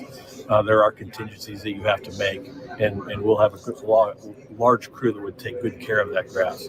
But it wouldn't change what we do in the stadium now. What would the timeline of that be? At the earliest 26, but I'm not guaranteed to be 26. There's other stadium work that we're planning to do, and it would be a part of that stadium work. So really, how the stadium work would align with, I don't want to put grass in and then have to go drive trucks over it and tear the grass up in a year. So getting that system, it's going to be at least a couple of years, but again, contingent on how we handle the stadium renovations going forward. But grass will happen. That's the plan for grass to happen. Yeah. Matt's highly motivated for grass. Okay. We've done some work in the practice fields. We've re-topped them with new grass. After this season, we plan to dig those out. Put subsurface heating in to keep those practice fields grass alive. He'll practice on grass unless there's lightning or it's impossible. We won't go indoors if that's his preference to play on grass. And I think that's maybe a little bit of the NFL coach in him. There's a lot of safety evidence, and injury history that shows you want to play on grass, you can possibly play on grass.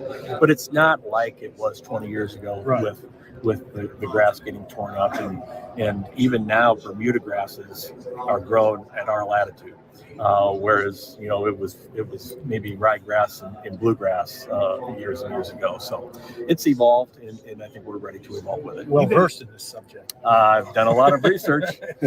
You've been pretty candid about just the relationship between winning and support for stadium renovations, winning and support for NIL, things like that. What does a good season this year look like? If you go into any game and you don't expect to have a chance to win, and that's all you hope for. One of the things I've told every coach and I've told every athlete as I've met with them, all the best we can do, and I'll use a track analogy. If we're in lane 4, we're going to run as fast as we can in lane 4. We're going to be prepared in lane 4. And at the end of the race, lane 3 may beat us. We can't control necessarily what happens in lane 3, but if we do everything right in lane 4, that is the best we can do. And so it is sports. Weird things happen in lane 3, and sometimes you don't perform in lane 4 the way you want to. But the one thing I do have confidence in our coaches and our staff, and this is across the board, not just football, we're really well prepared to make sure we do and optimize ourselves in lane 4 as best we can. Is there, how many things have you been able to knock off maybe Matt Rule's to-do list with you down here? Well, I joke, and he gave me a list the night that I came to campus. I landed about 10 p.m. At 11 o'clock, he was taking me through the Golden Big facility at the time, now the Osborne Legacy Complex. And he handed me a folder and 17 things. These are the 17 things I think we need to do to win here. And someday that'll be a list of 27, right? Someday it'll be a list of 35. But someday I'll bring that list out because it's in a folder. It's locked in the bottom of my desk. But he's right. He's been right on almost every one of them. He may be right on every one of them. So, he's the expert. He's built programs in places that are harder to build than at Nebraska. So leaning on him, my job is to facilitate his needs. One of the things as a staff, we told all the staff doesn't work, the coaches don't work for us. We work for them.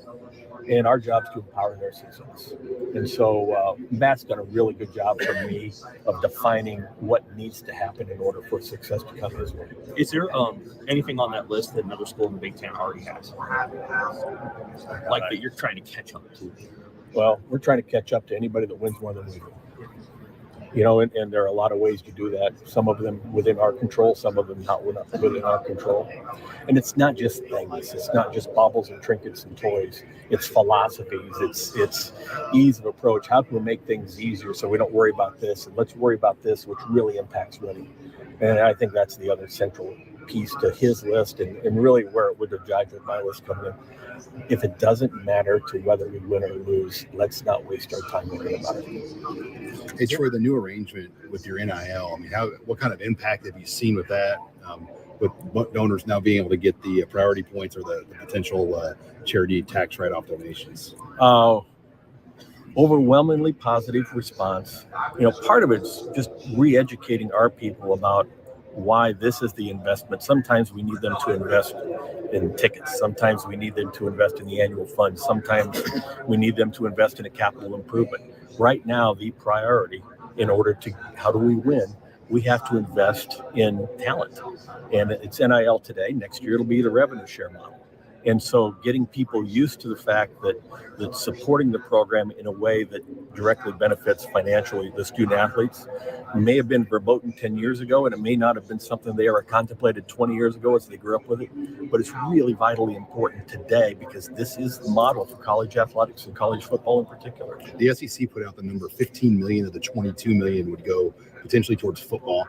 What are the Big Ten athletic directors' thoughts on that? That's a fairly large number of the 22. Well, I don't think anybody wants anybody to spend more than anybody else does. We all want to have that level of a playing field. I remember if you go back to when cost of attendance came in, remember if we would say if somebody was getting $3,500 in cost of attendance, we were getting $2,500. There's no way a kid will ever come to our school because of that $1,000 dome. They don't even talk about cost of attendance anymore. But we all want to be on as level of a playing field as possible, including financially, including how we support our programs. That said, the playing field is never level. And whether it's facilities, whether it's weather, whether it's history, whether it's infrastructure, whether it's access to talent, there are inequities every place along the way. Where we've gotten ourselves in trouble is trying to legislate everything equitably, and it's just not. However, as we get into this new world, if you will, doing things like this commonly, to where you're not trying to buy, somebody can't necessarily buy success, that you're all similarly situated, is a priority, I think, for all of us.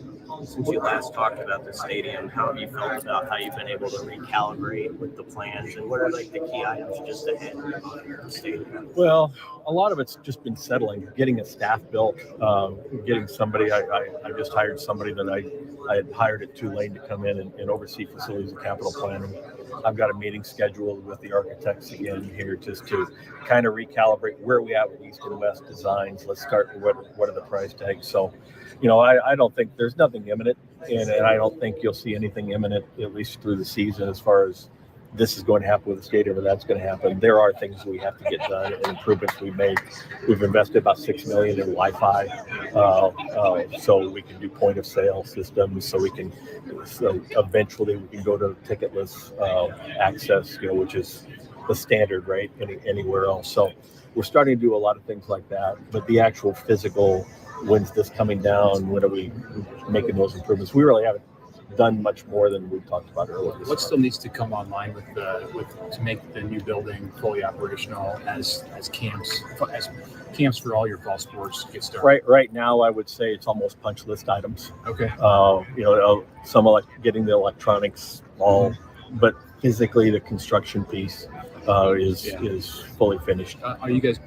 I don't remember the exact timeline on the training table on the second level stuff. Is that the training table will open next week? Okay. Whenever all the athletes come, we'll start. They've been preparing some meals and trying to get it operational up to speed. Obviously, we brought Flick in, which is a new company, so there's a lot of new there. But when the athletes come in and start reporting next week, and not just football, but volleyball will come in, cross country will come in soon, soccer, they'll all be in the new training table from day one. All right, appreciate you. It's Nebraska Athletic Director Troy Dannon with a bunch of media people today at Big Ten Media Days. Really interesting stuff there about what's happened, what's happening, and what's down the road yet for Memorial Stadium, especially. We'll take a break here on Old School. When we get back, a couple of media members sat down with our guys. We'll hear from Rick Neuheisel and Matt Millen, their thoughts on Nebraska and the Big Ten when we get back to Old School. Watch Old School live on Facebook, YouTube, or Twitch. Old School with DP and J on 93.7 The Ticket and theticketfm.com. With the Planet Fitness Black Card, you don't just get a great workout, you get a great perk out because your membership is packed with perks. For $1 down and $24.99 a month, you'll get perks like access to any of our 2,400 clean and spacious locations. Bring your friend anytime and both work out with tons of equipment that'll give you that big fitness energy. Relax in the Black Card Spa and more. Work out and perk out with the PF Black Card. Join for just $1 down and $24.99 a month. Hurry. This deal ends soon. See Home Club for details. Ironhide Construction is a Nebraska-based general contracting and steel construction firm. Their expert team is experienced in building innovative construction solutions across several industries. While they were previously known for their extensive experience in steel erection and metal buildings, they've continued to evolve over the last several years into a full-service general contracting firm. They take pride in their commitment to quality, cutting-edge technology, and having a passion for what they do. For more information about their services or to discuss an upcoming project, visit www.ironhideconstruction.com or call 402-420-4961. There's nothing quite like the Mercado by Certified Piedmontese Beef. The Mercado offers unique ingredients you can't find anywhere else, open every day from 8 a.m. to 8 p.m. The full-service butcher shop and retail store is wonderful for meat lovers with their exclusive certified Piedmontese beef and assorted sausages, plus other quality meats, including pork, chicken, and a wide range of the freshest seafood. Plus, every Friday from 11 to 2, the Mercado serves up the best lunch in town on their Friday Feast menu. Stop in at the Mercado today at 84th and Havelock or visit their website at cpmercado.com to see current deals. 93.7 The Ticket, Fox, KFXL weather. Sponsored by John Henry's Plumbing, Heating, and Air Conditioning. Your Lincoln forecast for today, we'll see mainly sunny skies and light winds. It'll be hot with a high around 94. Tonight, mostly clear skies and calm winds with a low around 69. And tomorrow, mostly sunny and hot again. We'll see the action high around 95. I'm meteorologist Kyle Cluck for 93.7 The Ticket and theticketfm.com. Football season is nearly here, and your long wait for year 2 of Matt Rule is almost over.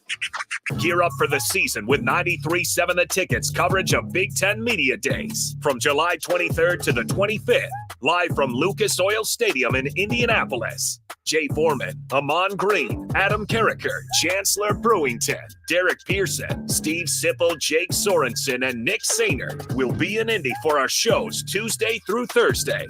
Getting the latest news from Nebraska and everyone else around the conference. Coverage of Big Ten Media Days is brought to you by 1890 Nebraska, Stevens and Smith Construction, The Complex, Warhorse Casino, and Riddles Jewelry.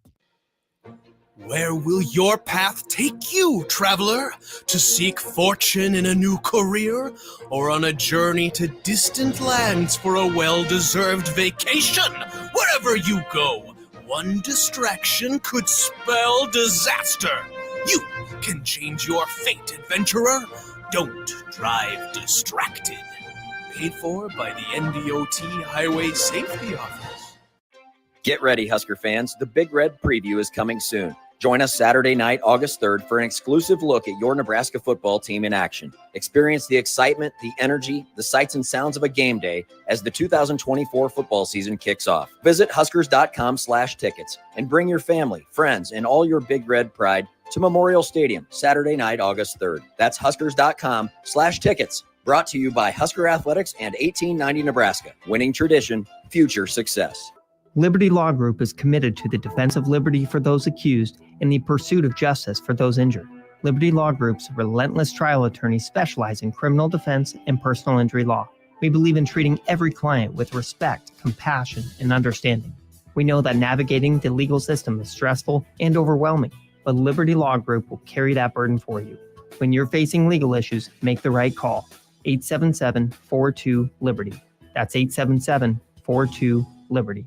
Hi, it's Sean Callahan here for Koppel Chevrolet GMC, and maybe the biggest savings in the Midwest are happening right now at Koppel. When you buy a new GMC or Chevrolet anywhere else, you might be paying too much. But right now, we're going to give you over $10,000 off list or 1.9% APR on select new Chevrolets or GMCs. So please Give us a shot before you buy anywhere else. Please stop in the dealership or check us out online at copplecars.com. You'll be glad you did. Must trade and finance with approved credit. Hey, Husker Nation. This is Todd Euler, two-time national champion, here to talk to you about Window World Lincoln. At Window World, we specialize in replacement windows, doors, siding, and roofing. Whether you're looking to enhance the beauty of your home or increase its energy efficiency, we've got you covered. And here's the best part. We offer the best for less. Our team is dedicated to providing top quality products and exceptional service at affordable prices. We want to earn your business and make your home improvement dreams a reality. So why wait? Contact Window World Lincoln today at 464-7313 or visit our website at windowworldlincoln.com. Window World Lincoln, where quality meets affordability.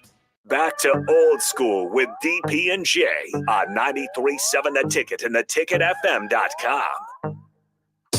Austin Norman with you inside the 93.7 The Ticket studios for another half an hour or so. Old School brought to you by the Mercado by Certified Piedmontese, every type of meat and every type of cut. Our coverage of Big Ten Media Days in Indianapolis, made possible, sponsored by 1890 Nebraska, Stevens & Smith Construction, the Complex Lincoln, Warhorse Casino, and Riddles Jewelry. Today on Old School, we're going through the content from earlier in the day in case you missed it. In case you're at work, you're on your way home now. We've heard from all three players that Nebraska took. We heard from the head coach. We heard from the athletic director. Time now to hear from some outsiders. First of all, let's start with Rick Neuheisel, of course, former head coach of Colorado. He's with CBS Sports now. He sat down with our guys out in Indy earlier today. Green, Adam Carricker, and now Coach Rick Neuheisel. Coach, how are you and how you doing? 20 hours in the Minneapolis airport. I've survived it. I felt like I was in a Thriller video. Right. You know, it was just Zombies late night. around. Everybody just kind of trying to stay awake, but all's well. I'm here and talking Big Red football. You immediately went into the black shirt mode, and it is such a thing that I get close to this color red, and you know the hairs on the back of my neck stand up, and I got a kink in my shoulder. I mean, you remember that I was at Colorado when you guys were winning national championships. Oh, yeah. So it was a challenge, and then some, one that I didn't get over the hump on. But your fans were so nice. That was if you're going to be made to feel better. Yeah. Hey, you guys have a safe trip home. Yeah. All right, thank you very much. Yeah. Thanks for the L.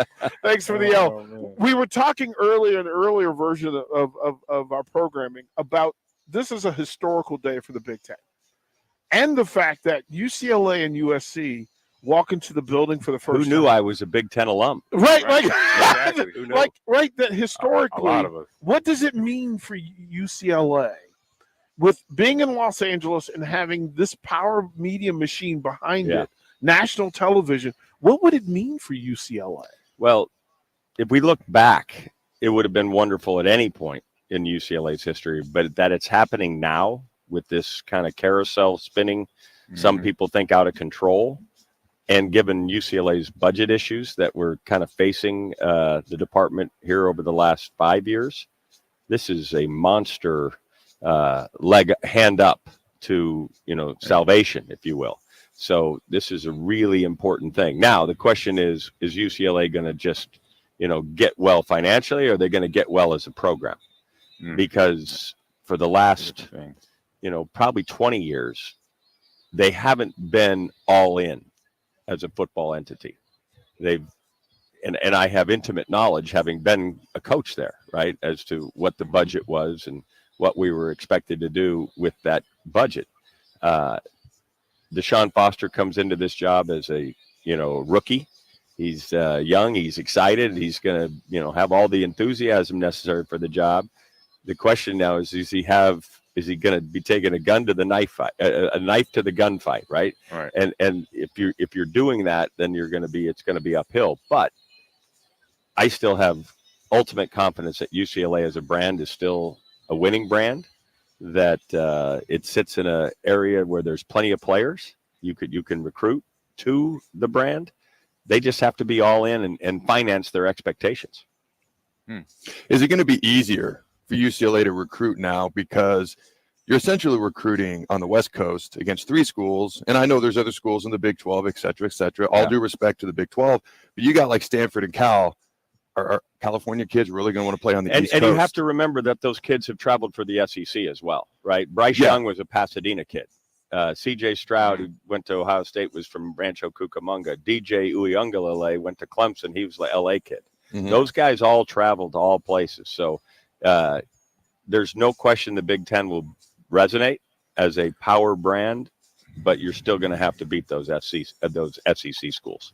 So personally, I went from Washington State to Nebraska, so I understand going halfway across the country. I also know sometimes it's easier to get kids like, hey, you can play at UCLA, you can play at USC. Those other two schools, you're going to go across the country, and you're limited in the amount of schools you have to directly compete with now to stay local. Is that going to help UCLA in recruiting or not? I think UCLA can always resonate with local kids. And I know Deshaun's having some early success in Los Angeles. The bottom line is you got to be successful. Kids want to play in the playoff. The 4-team playoff made it impossible for the Pac-12. That's why we're not talking about it anymore. It's the Pac-2. Yeah. We didn't survive it. We did stupid things. We went 9 conference games when everybody else was doing 8. We beat ourselves up and lost opportunities to get into a 4-team playoff. Only twice in 9 years did we make the field as a Pac-12 participant. Oregon in year 1 and Washington in year 3. Got in last year. Washington got in what was probably the best year the Pac-12 had as a brand, and it was the last year the Pac-12 was involved. So, and because we weren't getting in, those players were looking for places to play in the playoff. That's no longer a problem. The West Coast can be in the playoff, but it's going to take Lincoln Riley and Deshaun Foster to get those programs and get the resources necessary, because we're now talking in an arms race, not just facilities. We're talking about collectives and, pay for play. They have to have the equal of the Ohio States, of the Georgias, of the Alabamas, of the Texases. And if you don't, you're playing for second place. So, Coach, you talk about, playing for second place and the teams trying to figure out, like, what UCLA, USC is going to do. So what are the opportunities that the teams have to capitalize now coming to the Big Ten? Win. I mean, obviously, they called Missouri the show me state. Los Angeles is the show me city, right? Yeah. Because there's lots of star power in Los 100%. Angeles. You got LeBron and the Lakers. You've got the Rams. You've got the Chargers. You've got everybody's trying to get that entertainment dollar for SC and UCLA to win their fans and get the kind of support that travels and goes to the games and helps programs with collectives and all that kind of stuff. You've got to prove that you're on the right trajectory, which means get out of the blocks. We got to start well. UCLA's got a tough Hawaii team to open. SC's got a monster opening game in Las Vegas against LSU. If they can beat LSU, Brian Kelly's going to bring a really good team in there. He's going to bring Garrett Nussmeier, who we saw throw for darn near 300 yards and won half of football against Georgia just 2 years ago in that SEC championship game. If SC beats LSU, the Trojan band and the Trojan train will be rolling. Wow. Yeah. It will be rolling. Wow. And they get Michigan, I think September 28th. That's on CBS. Do you see how I did a little look? We appreciate the privilege, Coach. CBS. Here's the thing, Coach. For Nebraska, story 1A is Dylan Raiola, and you have a young, prominent, known quarterback. You haven't named him starter, but every sign and arrow points to him. The starter, points to him. From your perspective, as a former star quarterback and then a coach who's had to make these decisions, in the handling of Dylan Raiola, can you give him too much too soon? Or are you of the school, you know what? He's different. Let's go ahead and put it on his shoulder. Having not been to practices, one of those two is going to be the prevailing feel, right? You're either going to let him try to feel his way into the game because you've got so much invested in him, or you're going to say, this guy, he's going to make his mistakes, but he is such a flamboyant player. The skill level's so evident that we're going to live through those. For Nebraska, though, and I still boggles my mind that the last time Nebraska played in a bowl game was 2016. Say that again, please. I can't. Please don't say it again. I can't wrap my arms around it. You guys, I still see Amon going around the left side in Colorado for the first play of the game. Wait a minute. We had that block. We had that block. We had that tackle. We scouted that. Like we scouted that. This is not a new play. Right, there's nothing we done. So Any other here's the game. deal with Nebraska, and every coach in the world will tell you this. So this isn't rocket science. You've got to win close games. Mm-hmm. What Nebraska has not done since 2016 is win close games. One-score games they lose, and it's because they find ways to lose. Whether it's an ill-advised turnover at the wrong time, whether it's the inability to make plays offensively at the wrong time, or defensively giving up a big play. You cannot lose those games. So Dylan Raiola, the answer is, how does he help us in the one-score game? Is he making the third down three that allows us to bleed the clock and hold the 3-point lead? Is he, or do you not trust him because of he's still not sure? Now you got to lean on a running game and lean on defense, punt and play defense. Black shirts were, if you look at the stats, the black shirts were fine. At the end of the day, you've got to win the one-score games, and that's the whole key to Matt Rule's success this year. Coach, it is always a pleasure. Thank you for being an impromptu guest and stopping in and dropping knowledge. I told you the hairs on the back of my neck went up. I got close to this big red. We'll throw it to break. We'll come back. At least some nice fans are right now in their cars going, hey, travel safely, Coach. There we go. Yeah, there you go. Rick Neuheisel Thanks, joining us here on 93.7 The Ticket. We will not go to break. We'll play another interview here really quick. Actually, you know what? We got 15 minutes left in the show. Let's go to break. We'll wrap things up with Matt Millen of Fox and the Big Ten Network after this. You're listening to Old School with DP and J. Download the mobile app and listen wherever you are on 93.7 The Ticket and theticketfm.com. There's nothing quite like the Mercado by Certified Piedmontese beef. The Mercado offers unique ingredients you can't find anywhere else, open every day from 8 a.m. to 8 p.m. The full-service butcher shop and retail store is wonderful for meat lovers with their exclusive Certified Piedmontese beef and assorted sausages, plus other quality meats, including pork, chicken, and a wide range of the freshest seafood. Plus, every Friday from 11 to 2, the Mercado serves up the best lunch in town on their Friday Feast menu. Stop in at the Mercado today at 84th and Havelock or visit their website at cpmercado.com to see current deals. Hey there, fellas. It's your girl, Jordan, with Sartor Heyman Jewelry. Let's talk commitment. And what better way to do that than with some shiny, sparkly jewelry? Am I right? Now, I'm not suggesting you have to rush, but if you're considering making a significant move, do your planning. We offer financing and payment plans. Lock down your selection with confidence. Until next time, this is Jordan at Sartor Heyman Jewelry. Happy shopping, guys. Tune in every Wednesday night from 9 to 10 p.m. for the Malone Radio Show on 93.7 The Ticket and theticketfm.com. Don't miss the opportunity to learn about the Malone Community Center's goal to eliminate multi-generational poverty in Lincoln and the surrounding area. It's the Malone Radio Show with Executive Director John Goodwin and Sports Director Mike Hunter every Wednesday night from 9 to 10 p.m. on 93.7 The Ticket and theticketfm.com. The weather is hot, the kids are out of school, and you're on your way to the lake and summer road trips. Are you getting to your vacation spot comfortably, or is your car letting you down? Mullen Motors Lot is full of great vehicles to take home, so you don't have to worry about your current car barely surviving another road trip. Come check out their lot just north of 48th and Layton and find your next ride for summer road trips and beyond.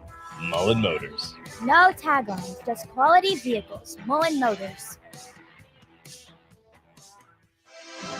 The next generation of Huskers starts now. Join the official Kids Club of Nebraska Athletics today to score access to select home games, a discount at the team store, and endless Husker spirit.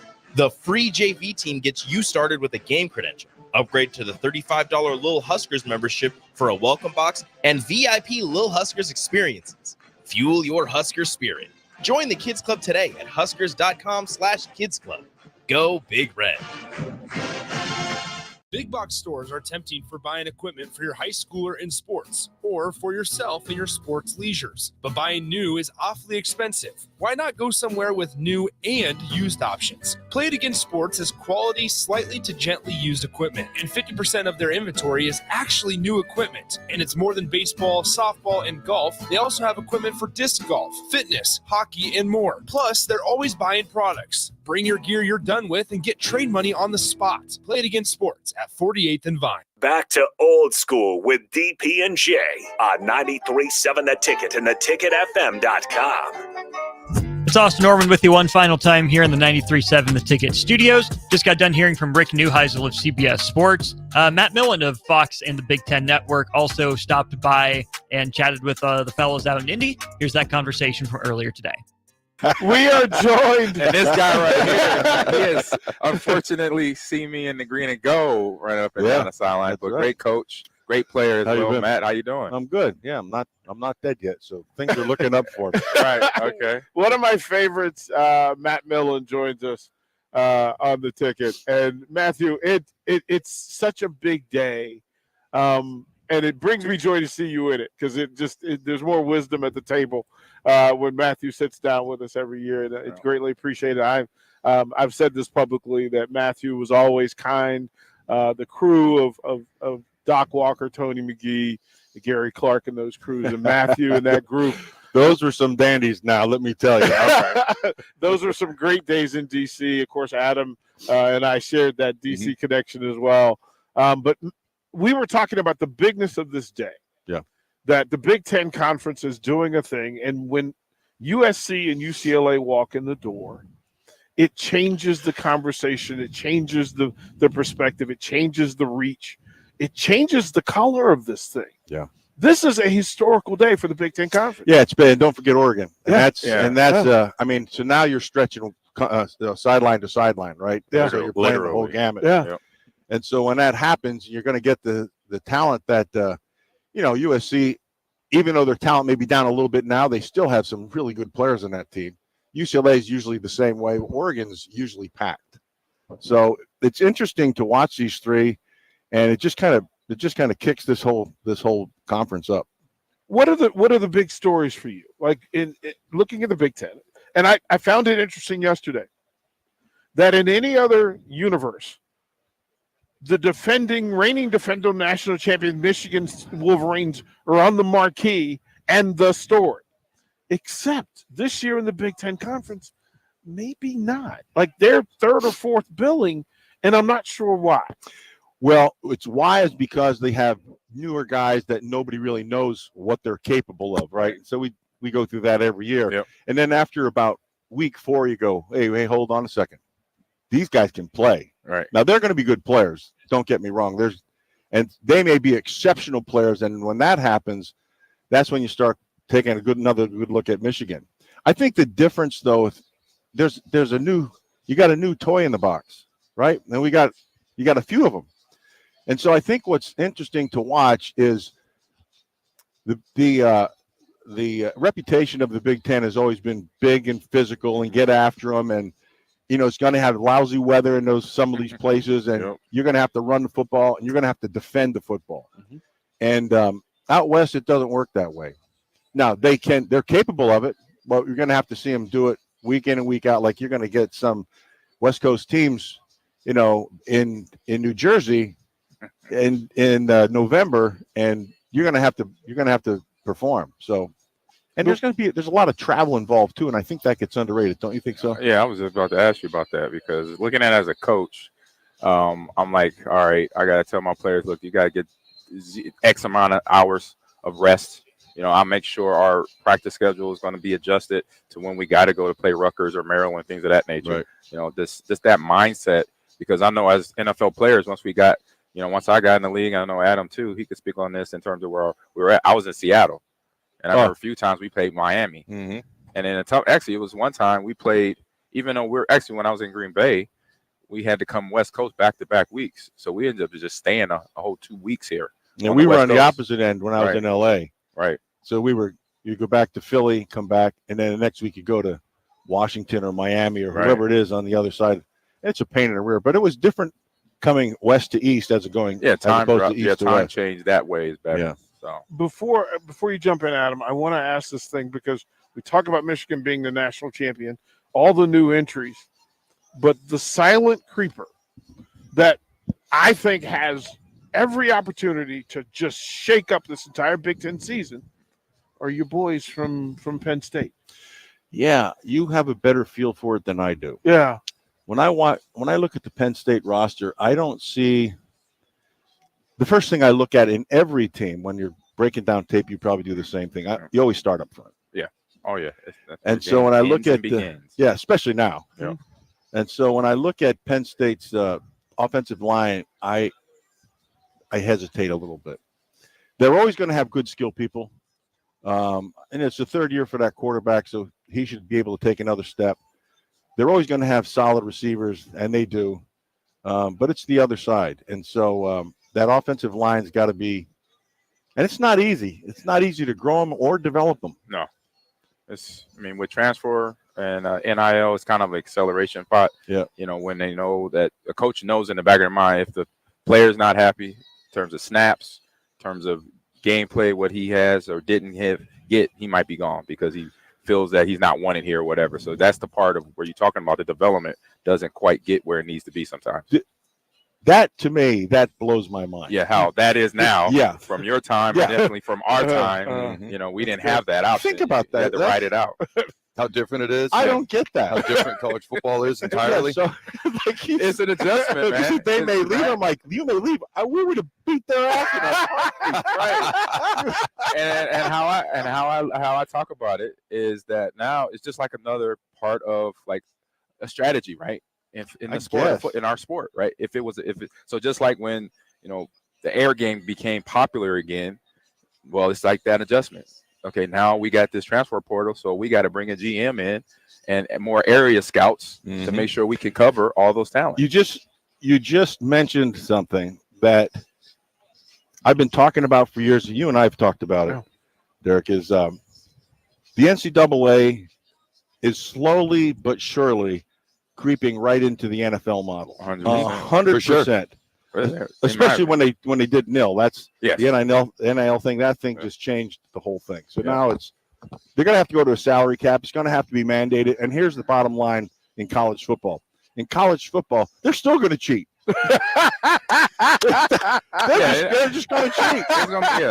That's just the way it is. That is not wrong. Not wrong. That is fantastic. I just assume that. So I just, I add that into all the fray of preparing for a game, preparing for recruiting. It's just like accepted. That's like if I'm playing my mom in chess and I look away and she moves the piece. I knew what happened. What am I going to do about it? It wasn't that just for myself, I'm going to keep it clean. For myself, that's just the way I am. For me, that's how I roll. If I'm a coach or a scout, I'm gonna keep it clean. I'm gonna do it the way it's supposed to be done. I was raised a certain way. That's me. But for everybody out there, I don't know them. I don't know everybody. Now, having said that, you're gonna keep it clean, but there are guys who are not gonna keep it clean. 100%. And they're on your team, right? You already know that. Well, you understand that. If I find them out, we're gonna have a conversation. They're everywhere. Yeah, you have to. They're everywhere. True. Exactly. True. Yeah, that's my point. And we were trying to do this back in the 70s. I can believe that. I can believe that. Nothing's new. Nothing's new under the sun. I think that's written someplace in the good book. Yeah. So my question for you, because we've talked about Penn State, USC, which non-Ohio State Michigan team in the Big Ten is best suited to make a run at the Big Ten title? To make a run? Yeah. And so we have to define what the run will be for. Big Ten championship game. So the Big Ten championship game, there's not very many out. In fact, I don't think there's any outside of that. There's going to be a group that's going to have a good year. They're going to have, and they're going to threaten somebody from not getting there, right? So there's going to be a Nebraska Ohio State game that's coming down to the end, and it's a great game, right? We're going to get that. We get that every year, but so before instead of Ohio State, and really it's still Ohio State and Michigan. What do you think of Oregon? Oregon is the interesting one for me. I want to see how far they're able to go. I want to see them, if they get pounded early, how that takes effect later on in the season, especially when it starts to get cold out. And I talk about cold, but as a player, you don't even think about it. But it sometimes it makes a difference, and sometimes it doesn't. Yeah, it just like for USC, UCLA, it just becomes a little bit more frequent on the schedule. Yeah, and so in terms of November, December hits. I say no more November. They don't play in bowl games December. So November, October hits. Right. That's when they got to, game plan. They got to come to Wisconsin or they got to go to Indiana, check the, forecast just to make sure, this might be a run-heavy game. Here's the thing. So even if it isn't a factor, the fact that you got ready for it and talked about it, it becomes a factor. Right. And then because you're well more prepared for it. Because if you don't prepare for it, 0 degrees with a, wind chill of 30 or 20, that's a problem. When you got a whole bunch of California kids that don't know the mindset of what they got to get ready for going out there. It's going to be fantastic. It's top of the hour. So more coaching. Yeah. We'll throw it a break and let Matthew Millen go be Matthew Millen. And we appreciate you so much. Always good to see you. You know what a big fan I am. I'm grateful for you. I'm appreciative of you, Matt Millen. And you. That's Matt Millen with our guys in Indianapolis earlier today. That'll do it for Old School. One more day for the guys in Indianapolis. Keep it tuned right here to 93.7 The Ticket for more from day 3 of Media Days. Thanks to the wonderful sponsors making that trip possible. Thanks to the Mercado for sponsoring Old School. I'm Austin Norman. Ticket Week next. Come your way in just a moment. 93.7 The Ticket, Fox, KFXL weather. Brought to you by Bryant Air Conditioning, Heating, Electrical, and Plumbing. Your Lincoln forecast for today, we'll see mainly sunny skies and light winds. It'll be hot with the high around 94. Tonight, most